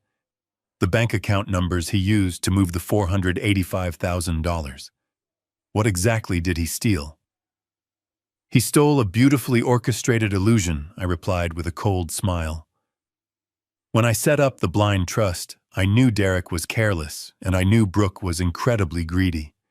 I anticipated that someday someone might try to pressure me or take advantage of my old age, so I left a trail of dummy documents in the house. The deed Derek found in my desk was a highly accurate replica of the original document from before the trust was formed. The bank account he drained was a superficial holding account. It looks real, it functions like a real account for small daily transactions. but it does not hold the actual principle of my wealth. It is a digital honeypot designed to trigger massive internal alarms the second a withdrawal exceeds a certain threshold. Derek thought he was executing the perfect crime. I continued, leaning forward. He thought he outsmarted his frail old father. But legally speaking, he committed multiple federal felonies to sell a piece of paper that has absolutely zero legal standing. The county clerk recorded the sale yesterday afternoon because the forged signatures looked legitimate on a surface level. But when the title insurance company attempts to verify the deep chain of ownership on Monday morning, the entire transaction will bounce back as completely fraudulent. The property transfer will be automatically nullified by the state. Martin began to laugh. It was a low, disbelieving chuckle that slowly grew into a genuine expression of absolute awe. He shook his head, staring at me as if seeing me for the very first time. "You let him sell a fake house to a real loan shark," he said, his voice filled with a mixture of terror and profound respect. "You let Chad take $600,000 of extremely dangerous cartel money and hand it over for a forged piece of worthless paper." "Exactly," I said, my smile widening just a fraction. "Derek sold a house he had zero legal claim to. Apex Holdings bought an illusion. And because the dummy bank account Derek used to receive that $600,000 is tied to the restricted blind trust security system, that money is now completely frozen by automatic federal banking protocols. Chad cannot get the money back. Derek cannot access the money to run away. Brooke will find out she is marrying a man who is not only completely broke, but is also about to be indicted for wire fraud. They are all trapped in a cage of their own making, and the loan sharks hold the key." Martin turned back to his computer monitor to verify my claim. His fingers flew across the keyboard as he accessed the back end of the holding account where the funds had been deposited. The screen illuminated his face with a pale blue light. He navigated through the secure financial portal, bypassing the surface-level ledger that Derek had seen. When he reached the core transaction history, his mouth parted in silent astonishment. Right there on the screen was the inbound transfer of $600,000 from Apex Holdings. But the text was not printed in the standard green font that indicated available liquid funds. It was highlighted in a bold, glaring red block. Across the status bar read a very specific sequence of words: unauthorized external deposit pending federal fraud review, account frozen. I walked over and looked over his shoulder at the glowing red text. "I designed that specific security protocol myself," I explained to him. "I call it the escrow devourer. When a standard checking account suddenly receives a massive influx of cash that does not align with its historical financial profile, a normal bank might just flag it for a manual phone call to the account holder. But this account is directly tethered to the blind trust. The trust operates under strict corporate compliance regulations. The moment Chad initiated that wire transfer, the system automatically identified the incoming funds as a severe anomaly. It did not reject the transfer and send the money back to Chad. That would have given him a chance to recover. Instead, the system accepted the deposit and immediately swallowed it whole, locking it inside a federal holding vault." Martin traced the red block of text with his finger. "The money is effectively paralyzed," he said.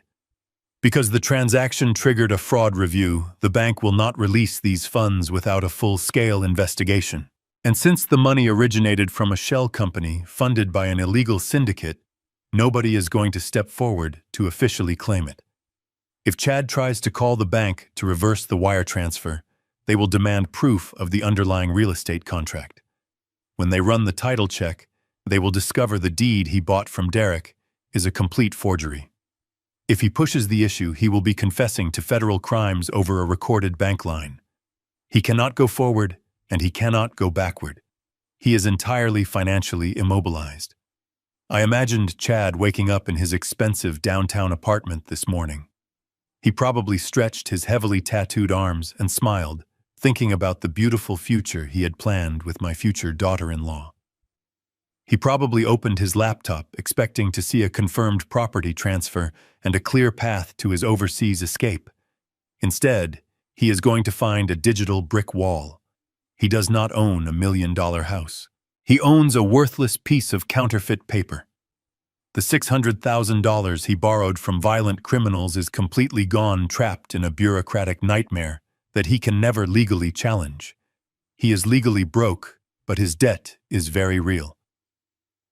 The people who run Silver State Financial Services do not care about banking protocols. They do not care about blind trusts or federal fraud reviews. When they handed over that duffel bag of digital cash, they expected a massive return on their investment by next week. They operate on absolute terror and strict deadlines. When Chad fails to produce the title to the house and fails to return their initial principal, they will not file a civil lawsuit in a downtown courthouse. They will send men to his gym. They will send men to his apartment. They will tear his life apart looking for their money. He thought he was playing a brilliant game of real estate flipping, but he was actually walking blindfolded into a minefield. And the most poetic part of this entire situation is that Chad cannot tell Brooke what has happened. If he admits that the money is trapped and the house is a fake, she will instantly realize that her golden ticket has evaporated. She is a parasite who only attaches herself to a wealthy host. Without the cash, Chad is completely useless to her. He knows this. He will try to hide the panic. He will try to pretend everything is going exactly according to their master plan. He will put on his tailored suit, and he will dram to my son's wedding, carrying the crushing weight of a massive syndicate debt on his shoulders. He will stand in the crowd, sweating profusely, waiting for an opportunity to magically fix an unfixable disaster. Martin leaned back and rubbed his tired eyes. We have armed a bomb and locked them all in the room with it. What do we do now? Do we just wait for the syndicate to figure it out? I stepped away from the desk and walked toward the door of the office. We have spent the entire night gathering the ultimate proof of their unforgivable crimes. The digital trap has successfully closed around them with absolute perfection. No, I replied, picking up my jacket. We are not going to leave this to chance. I have absolutely no intention of hiding in the shadows while they enjoy a luxurious party funded by my stolen legacy. They must face the brutal consequences of their terrible decisions in front of everyone they know. The wedding ceremony begins at 4 o'clock this afternoon at that ridiculous outdoor estate. They are going to serve expensive food and play beautiful music. They are going to celebrate a union built on the total destruction of my family. I am going to go home, change into my best suit, and attend my only son's wedding. I want a front row seat when the realization of what they have done finally washes over them. I want to look directly into their eyes when the walls collapse. I left Martin's law office shortly after sunrise and allowed myself a few hours of much-needed rest at his private downtown apartment. The morning had been a whirlwind of digital forensic work and legal preparation, but the afternoon required a completely different kind of focus. It was now exactly 3 in the afternoon. The extravagant outdoor wedding ceremony was scheduled to begin at 4. I stood in the center of Martin's opulent guest bathroom, staring directly into the large, brightly lit mirror over the marble sink. The face looking back at me was no longer the face of a confused and defeated senior citizen. The exhaustion of the previous night had completely vanished, replaced by a cold and hardened resolve. I turned the brass handle and let the hot water run, splashing it over my face to wash away the last lingering traces of the frail old man I had pretended to be. That pathetic character had served his purpose perfectly. He had drawn out the sheer arrogance of my enemies and convinced them to spring their own traps. But that man was dead now. I walked into the adjoining bedroom where a heavy garment bag was laying across the freshly made bed. Before the movers had completely stripped my home the previous morning, I had quietly packed a single travel bag with a few essential items. Inside that bag was the armor I needed for today. I unzipped the dark canvas slowly and carefully extracted a custom-tailored, charcoal gray Tom Ford suit.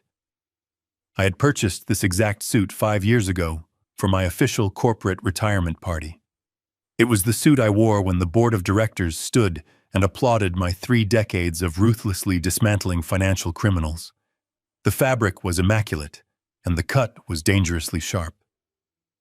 I slipped into the crisp white dress shirt, buttoning it with steady and deliberate fingers. I fastened the platinum cufflinks Diana had given me on our 20th wedding anniversary. They felt heavy and cold against my wrists, serving as a physical reminder of exactly why I was doing this. I pulled the tailored trousers on and slid my arms into the heavy silk-lined jacket. The fit was absolutely perfect. It instantly changed the entire geometry of my posture.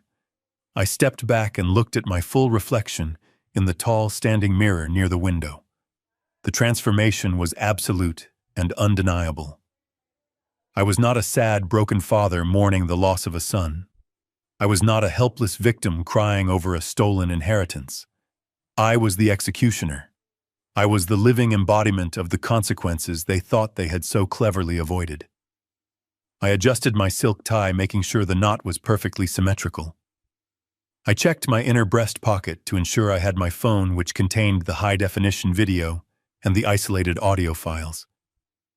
I also reached into my wallet and pulled out the crisp $100 bill that Brooke had shoved into my chest the night before. I folded it neatly and placed it into the front pocket of my trousers. I wanted it close at hand for the grand finale. I picked up my dark sunglasses and my heavy silver watch, securing it tightly around my left wrist.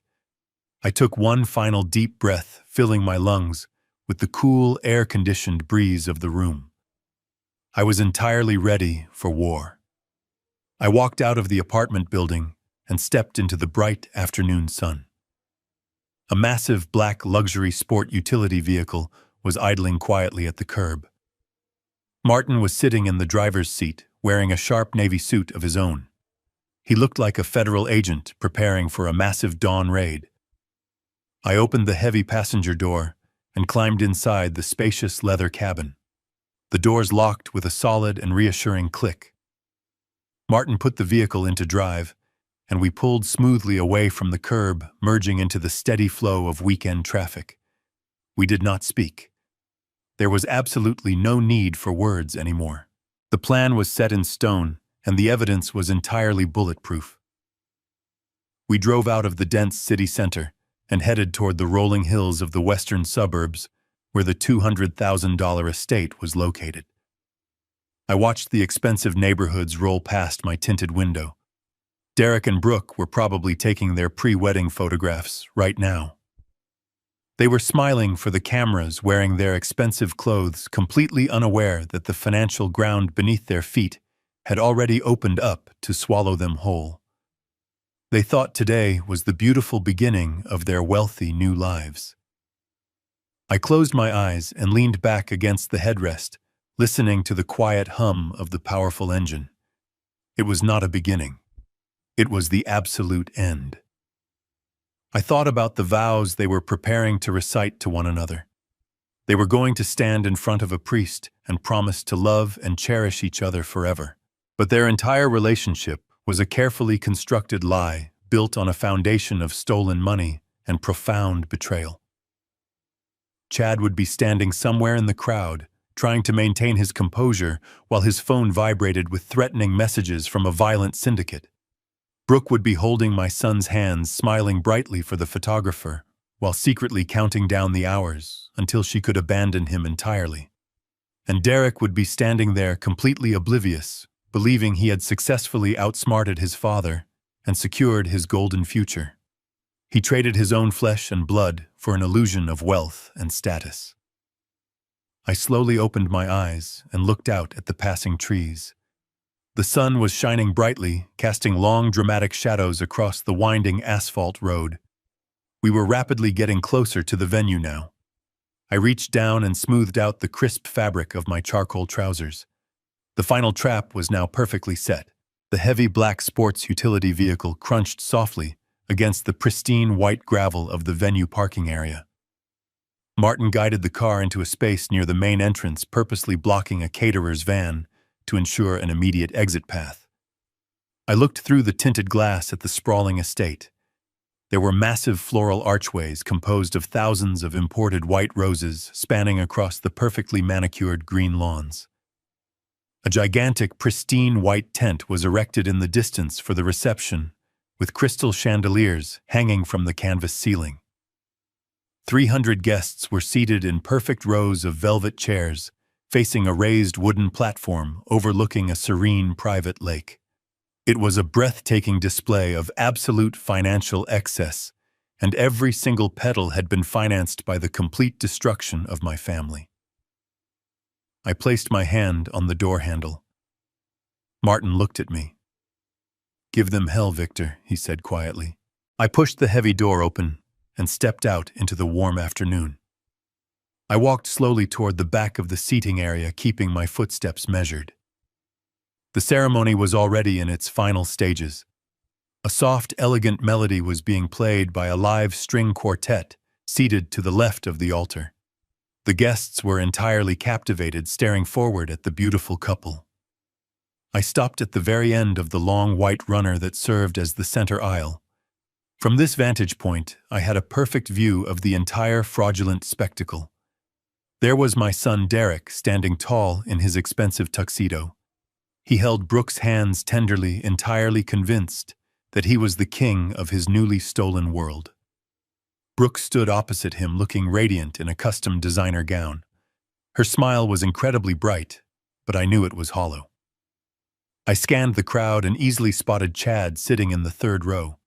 He was constantly shifting in his seat, occasionally glancing down at a cell phone hidden in his palm. The loan sharks were likely already trying to reach him.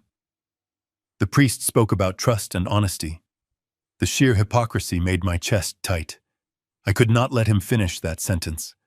I took a step forward onto the pristine white fabric of the aisle. Near the back row, there was a small technical table where a young sound engineer was monitoring the audio feed for the priest's microphone and the string quartet. I walked directly over to the table. The young man looked up, completely confused by my sudden appearance. Before he could ask if I needed a seat, she reached down and firmly pulled the main power cable connecting the mixing board to the massive venue speakers.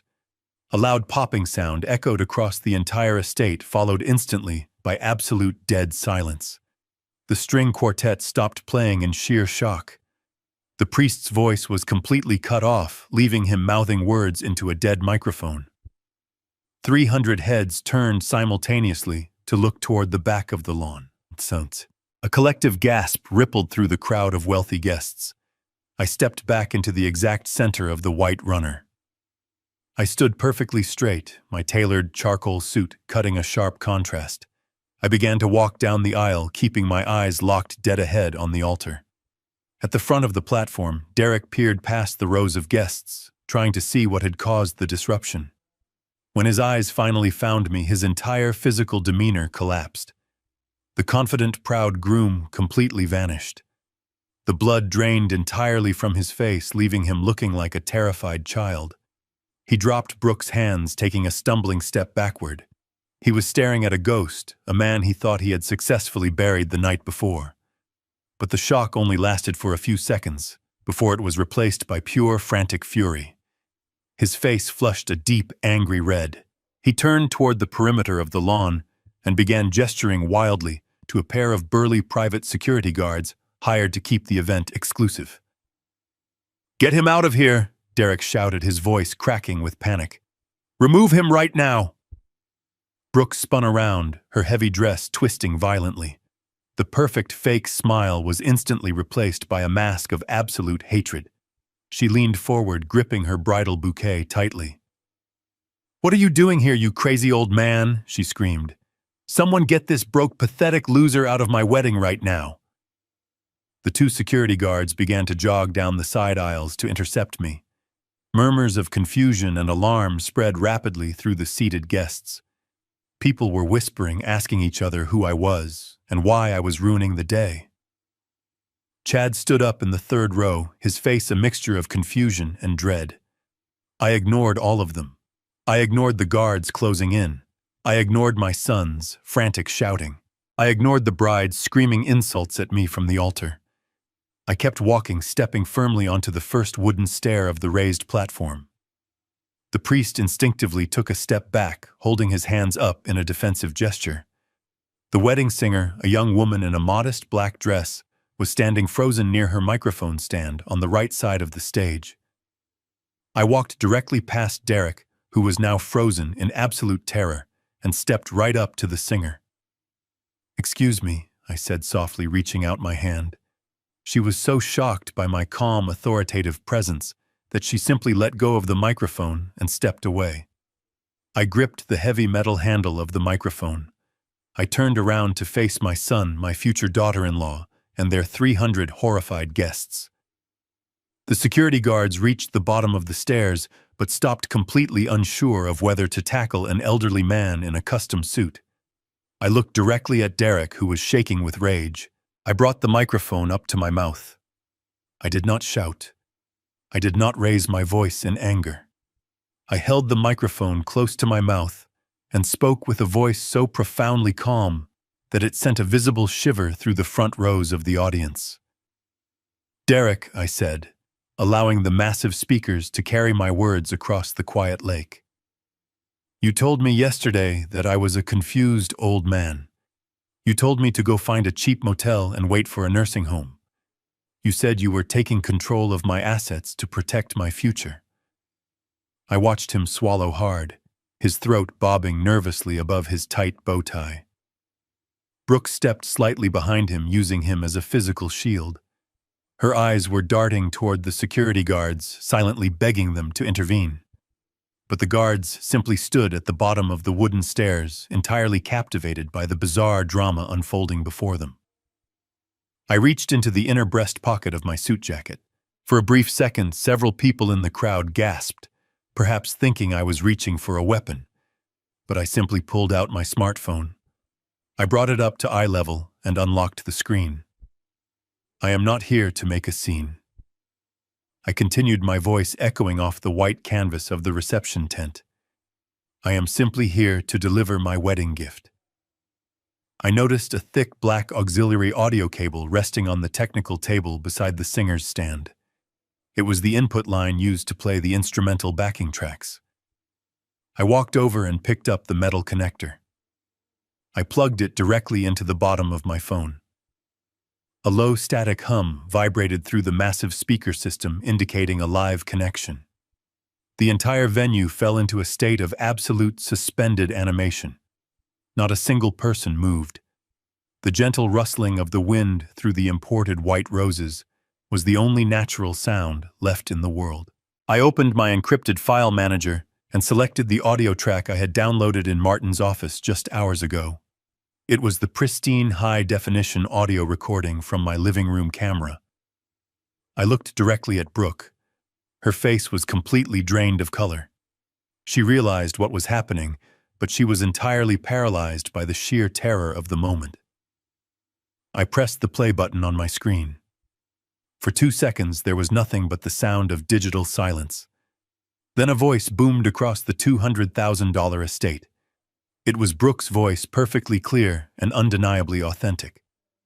"It is finally going to happen now." The recorded voice of Brooke echoed over the perfectly manicured lawns. A second voice joined hers. It was the deep, arrogant tone of Chad. "To the easiest payday of my entire life," Chad said, through the speakers, followed by the sharp, clinking sound of my crystal Scotch glasses. I stood perfectly still, watching the catastrophic realization hit the 300 guests simultaneously. The recording continued, broadcasting their absolute treachery to the wealthy crowd. "I cannot believe Derek actually bought the whole story," the recorded. Brooke laughed, her voice sounding harsh and incredibly cruel, amplified at this volume. "He thinks he is a financial genius." The crowd let out a collective gasp of pure horror. Women covered their mouths in shock. Men stared in absolute disbelief. Then Chad's recorded voice delivered the final devastating blow. "Derek is an absolute moron," Chad declared over the speakers. "He literally handed me the deed to $1 million property for half the price. Once the wedding is over and the ink is dry on that wire transfer, we are going to disappear. and Derek is going to be left standing at the altar with absolutely nothing but a massive charge. The audio recording continued without any mercy. "We take the $485,000 in cash from the insurance policy," Brooke confessed loudly to the entire world. "We take the $600,000 from the house flip. Our flight to Dubai boards at 2 in the morning. By the time Derek wakes up on Sunday, he will be completely broke, wifeless, and staring down the barrel of a federal indictment." I reached down and pulled the audio cable from my phone, cutting the recording off. The sudden silence that followed was heavier and more suffocating than any noise I had ever experienced. It was the sound of a completely destroyed reality. I looked back at the altar. Derek was no longer flushed with anger. His face was a mask of absolute hollow devastation. He slowly turned his head to look at Brooke, the woman he had betrayed his own father for, the woman he thought he was building a golden empire with. Brooke was physically shaking. She raised her hands defensively, shaking her head side to side, trying to mouth the words that it was fake, but no sound came out. The evidence was far too perfect, and the voices were entirely undeniable. Derek looked down at his hand, which was still lightly touching hers.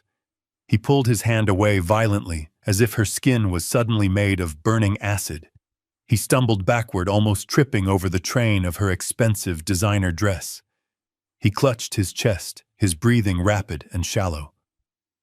"Brooke, look at me." Derek gasped, his voice breaking completely. "Tell me that is not real. Tell me you did not plan to leave me with a federal felony." Brooke simply began to cry. Not tears of remorse, but tears of a trapped animal realizing the cage had slammed shut. In the third row of the guest seating, a sudden movement caught the corner of my eye. Chad had realized that his entire scheme was violently exposed. He knew the bride was ruined and the money was gone. He slowly stood up from his velvet chair, trying to keep his head down. He began quickly shuffling sideways down the long, carpeted row. I watched Chad moving desperately toward the edge of the seating area, trying to slip away into the shadows of the large white reception tent. I brought the microphone back up to my lips. "Going somewhere, Chad?" I asked, my voice cutting through the thick silence like a sharpened blade. Every single head in the audience snapped around to look at the muscular fitness trainer who was now frozen halfway down the aisle.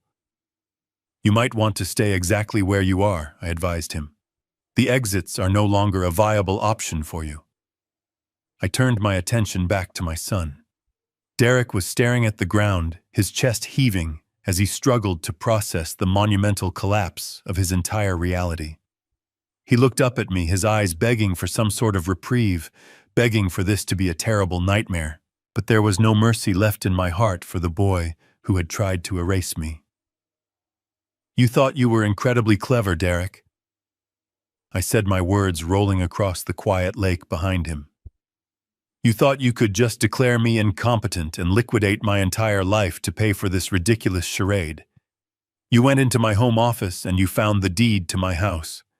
You took it to a shady buyer thinking you were making the ultimate real estate deal. You thought you sold my house to fund your new perfect life."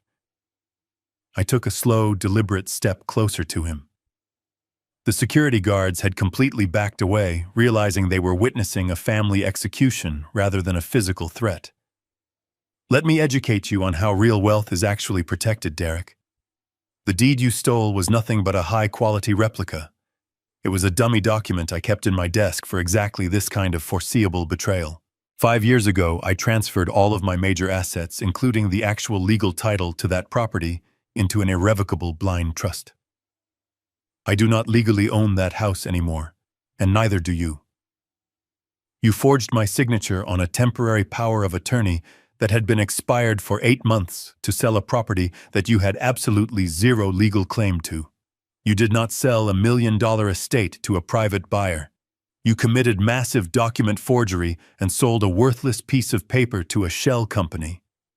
Derek swayed on his feet, visibly dizzy from the relentless barrage of truth. He reached out to grab the wooden railing of the altar to keep himself from collapsing onto the floor. The guests were whispering frantically to each other, now the scandal completely consuming the wealthy crowd. Brooke was sobbing uncontrollably, her hands covering her face, her expensive makeup running down her cheeks in dark, ugly streaks. But I was not finished dismantling his stolen empire. And then there is the matter of the $485,000. I continued, raising my voice just enough to silence the murmuring crowd. You thought you could just wire $500,000 of your dead mother's life insurance money across state lines without triggering a single alarm. You thought my banking security was as weak as your moral compass. That money did not just quietly settle into your new joint account in Texas. Because of the security protocols I personally established, that massive transfer was immediately flagged as a severe anomaly. I reported the fraudulent transaction to the authorities late last night. The Federal Bureau of Investigation Cybercrimes Division officially opened a case at 3 o'clock this morning. You did not just steal from your father, Derek. You committed federal wire fraud. That is a major felony carrying mandatory minimum prison sentences.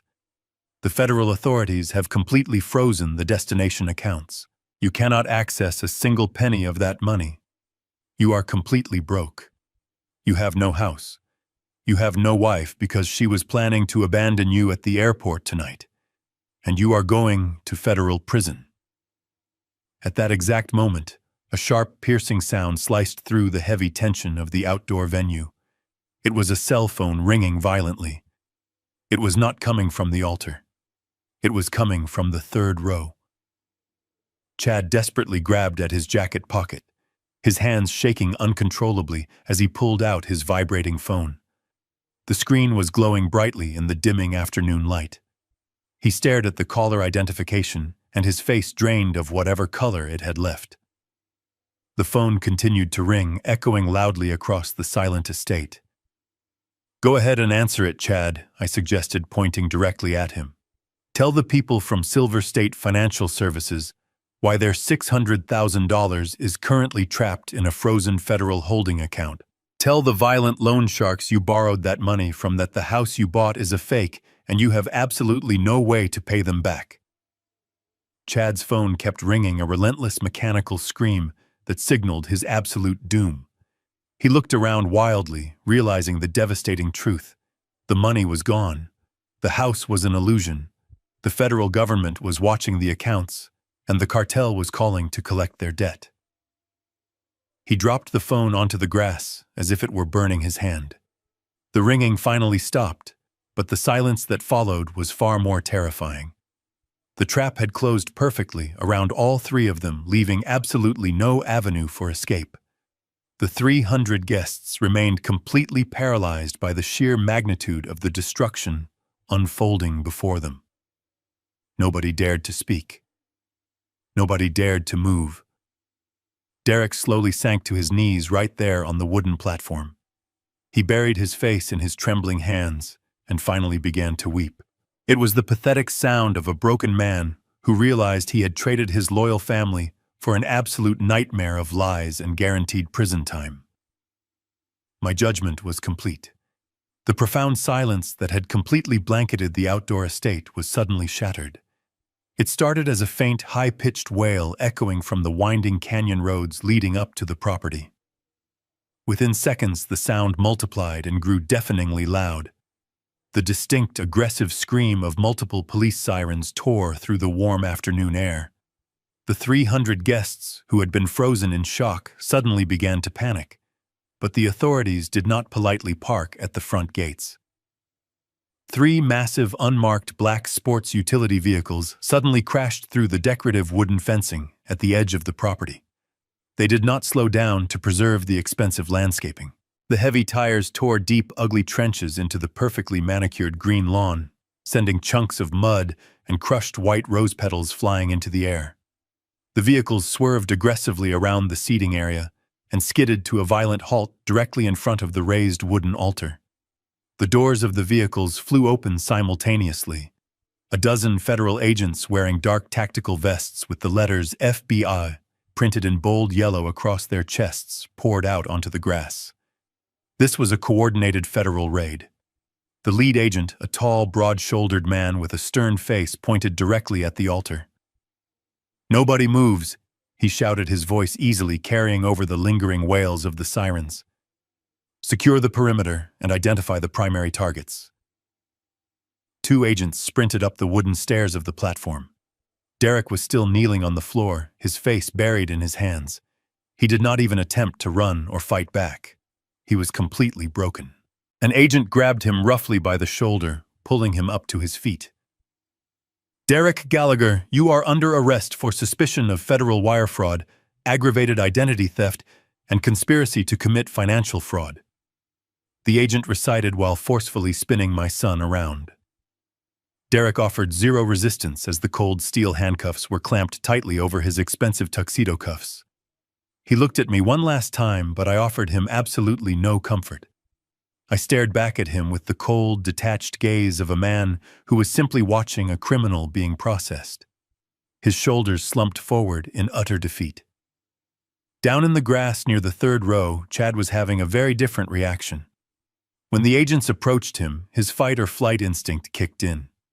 He tried to shove past a federal officer to make a run for the reception tent. But Chad was a fitness trainer built for looking good in mirrors, not a trained combatant. Two agents tackled him instantly, driving him hard into the muddy trenches left by the vehicles. They pinned his heavily tattooed arms behind his back and secured him in heavy restraints. He shouted obscenities, but his voice was trembling with the absolute certainty of his impending doom. On the altar, Brooke was watching her entire universe violently disintegrate. The wealthy guests she had tried so desperately to impress were now pulling out their cell phones, filming the humiliating spectacle. Her brand was permanently destroyed. The money was completely gone. The man she was using was in handcuffs, and her secret lover was pinned face down in the mud. The sheer terror of her reality finally broke her carefully constructed facade. She dropped her expensive bridal bouquet, allowing the delicate flowers to scatter across the wooden planks. She stumbled forward, her heavy designer gown dragging behind her. She threw herself entirely onto her knees, right at my feet. The pristine white silk of her dress instantly absorbed the dirt from the stage. "Victor. Please," she sobbed hysterically, looking up at me with wide, terrified eyes. Her makeup was entirely ruined, making her look like a terrifying, ghostly apparition. "You have to tell them I had nothing to do with this. You have to save me." It was all Chad. He manipulated me. He forced me to go along with it. I never wanted to hurt you. I love Derek. Please, Victor, you cannot let them take me to prison. I cannot survive in a place like that. She reached out with her trembling hands, grabbing the bottom of my tailored suit trousers, her fingers clutching the expensive fabric like a drowning woman clinging to a life raft. She was willing to throw everyone under the bus just to save her own skin. She cried harder, begging for any tiny shred of mercy. She promised to testify against the men she claimed to love if I would just speak to the federal agents on her behalf. I looked down at the woman kneeling in the dirt at my feet. I did not feel a single shred of sympathy. I simply felt an overwhelming sense of disgust. I reached down and firmly pried her fingers off my trousers, stepping back to create a physical distance between us. I did not raise my voice, but I made sure she could hear every single syllable clearly. You made your choices, Brooke. I said, my tone completely devoid of any emotion. You orchestrated the theft of a dead woman's legacy. You mocked my supposed illness. You sat in my living room and laughed while you planned the total destruction of my family. I reached into the front pocket of my trousers. My fingers brushed against the folded piece of paper I had kept exactly for this moment. I pulled it out and slowly unfolded it, smoothing the creases. It was the crisp, new $100 bill she had shoved into my chest the night before. I held it between my index and middle fingers, just like she had done. I looked into her sobbing, desperate eyes. I let the bill slip from my fingers. It fluttered gracefully through the air, catching a brief breeze before landing softly directly in her lap. You should take a taxi, Brooke, I said, my voice cold and absolute. Your perfect aesthetic is completely ruined. 6 months have passed since that spectacular afternoon. The crisp autumn air has now settled over Austin, bringing a quiet peace that I have not felt in a very long time. I'm sitting on the front porch of my home. The same home that was stripped bare by careless movers is now completely restored. Every piece of antique furniture, every painting, and every memory has been returned to its rightful place. The heavy mahogany console table sits exactly where Diana and I placed it 40 years ago. The polished wood gleams under the soft morning light, reminding me that some foundations simply cannot be broken. I hold a steaming cup of black coffee in my hands, watching the morning sun filter through the leaves of the large oak tree in the front yard. The house is quiet, but it no longer feels hollow. It feels incredibly safe. The storm that ripped through my life has finally passed, leaving behind a perfectly clear sky. The justice system moved with surprising speed once the evidence was presented. Derek did not even attempt to fight the charges. When faced with the undeniable audio recordings, the forged documents, and the massive wire fraud evidence, his public defender advised him to take a plea deal.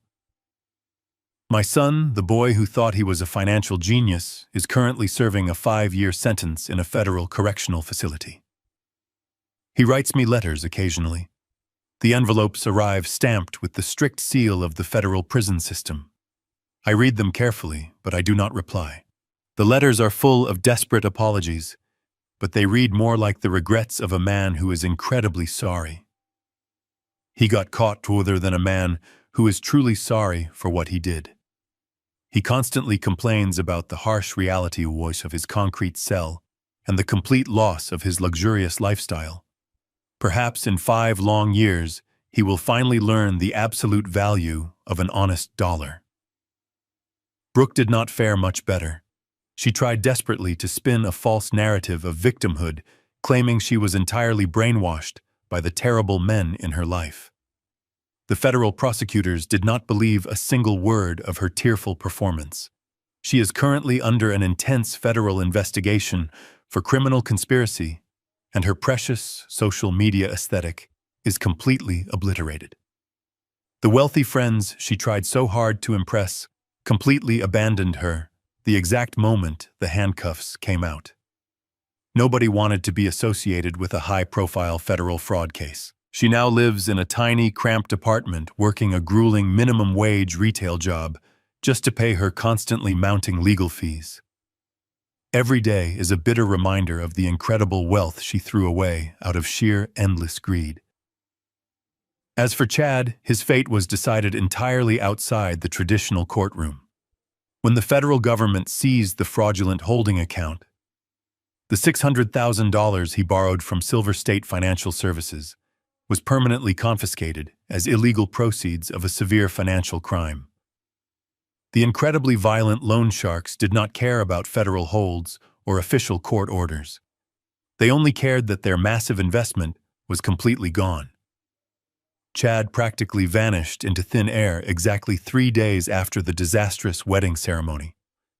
Rumor has it he fled the state entirely, leaving behind his leased luxury cars and his failing fitness business. He is spending the entire rest of his miserable life constantly looking over his shoulder, jumping at every single shadow, knowing the cartel will never stop hunting him down. He traded a secure, comfortable life for a quick payout and successfully bought himself a permanent waking nightmare. A sleek black car pulls into my driveway, interrupting my quiet reflections. Martin steps out carrying a thick leather briefcase. He walks up the familiar stone steps and hands me a pristine stack of formal legal documents. "Good morning, Victor," he says with a very warm, genuine smile. "Today is the day, my friend." I set my warm coffee down on the table and take the heavy silver pen he offers me. The crisp white papers in front of me represent the absolute culmination of my sacred promise to Diana. The federal court not only fully restored the stolen $485,000 to my primary account, but they also released the seized $600,000 cartel funds as direct restitution for the severe emotional and financial damages inflicted upon my estate. With a few precise, deliberate strokes of the pen, I sign the final establishing charters. The massive sum of money is officially transferred. The defunct community center on the east side of town has been completely purchased and fully renovated to the highest possible standards. Next week, we will cut the bright red ribbon and officially open the doors to the Diana Gallagher Youth Shelter. It will serve as a safe haven for innocent children who have nowhere else to go. Children who desperately deserve a chance to build a real family. It is a legacy of absolute kindness, beautifully built from the terrible ashes of profound human greed. I hand the signed legal documents back to Martin. He respectfully nods his head in deep admiration and quietly returns to his idling car, leaving me completely alone with my final thoughts. I look out over the beautiful garden Diana planted so many years ago. The bright flowers are blooming against the crisp autumn chill. I think about the chaotic journey of the last 6 months. I think about the absolute betrayal, the silent, meticulous investigation, and the devastating execution of justice. I did not ask for this war, but when it arrived at my doorstep, I fought it with every ounce of my experience. They thought my silence was weakness. They forgot that a silent calculator is just adding up the cost of your ruin. Family isn't blood. It's respect. And at 71, my life isn't over. It's just been properly audited.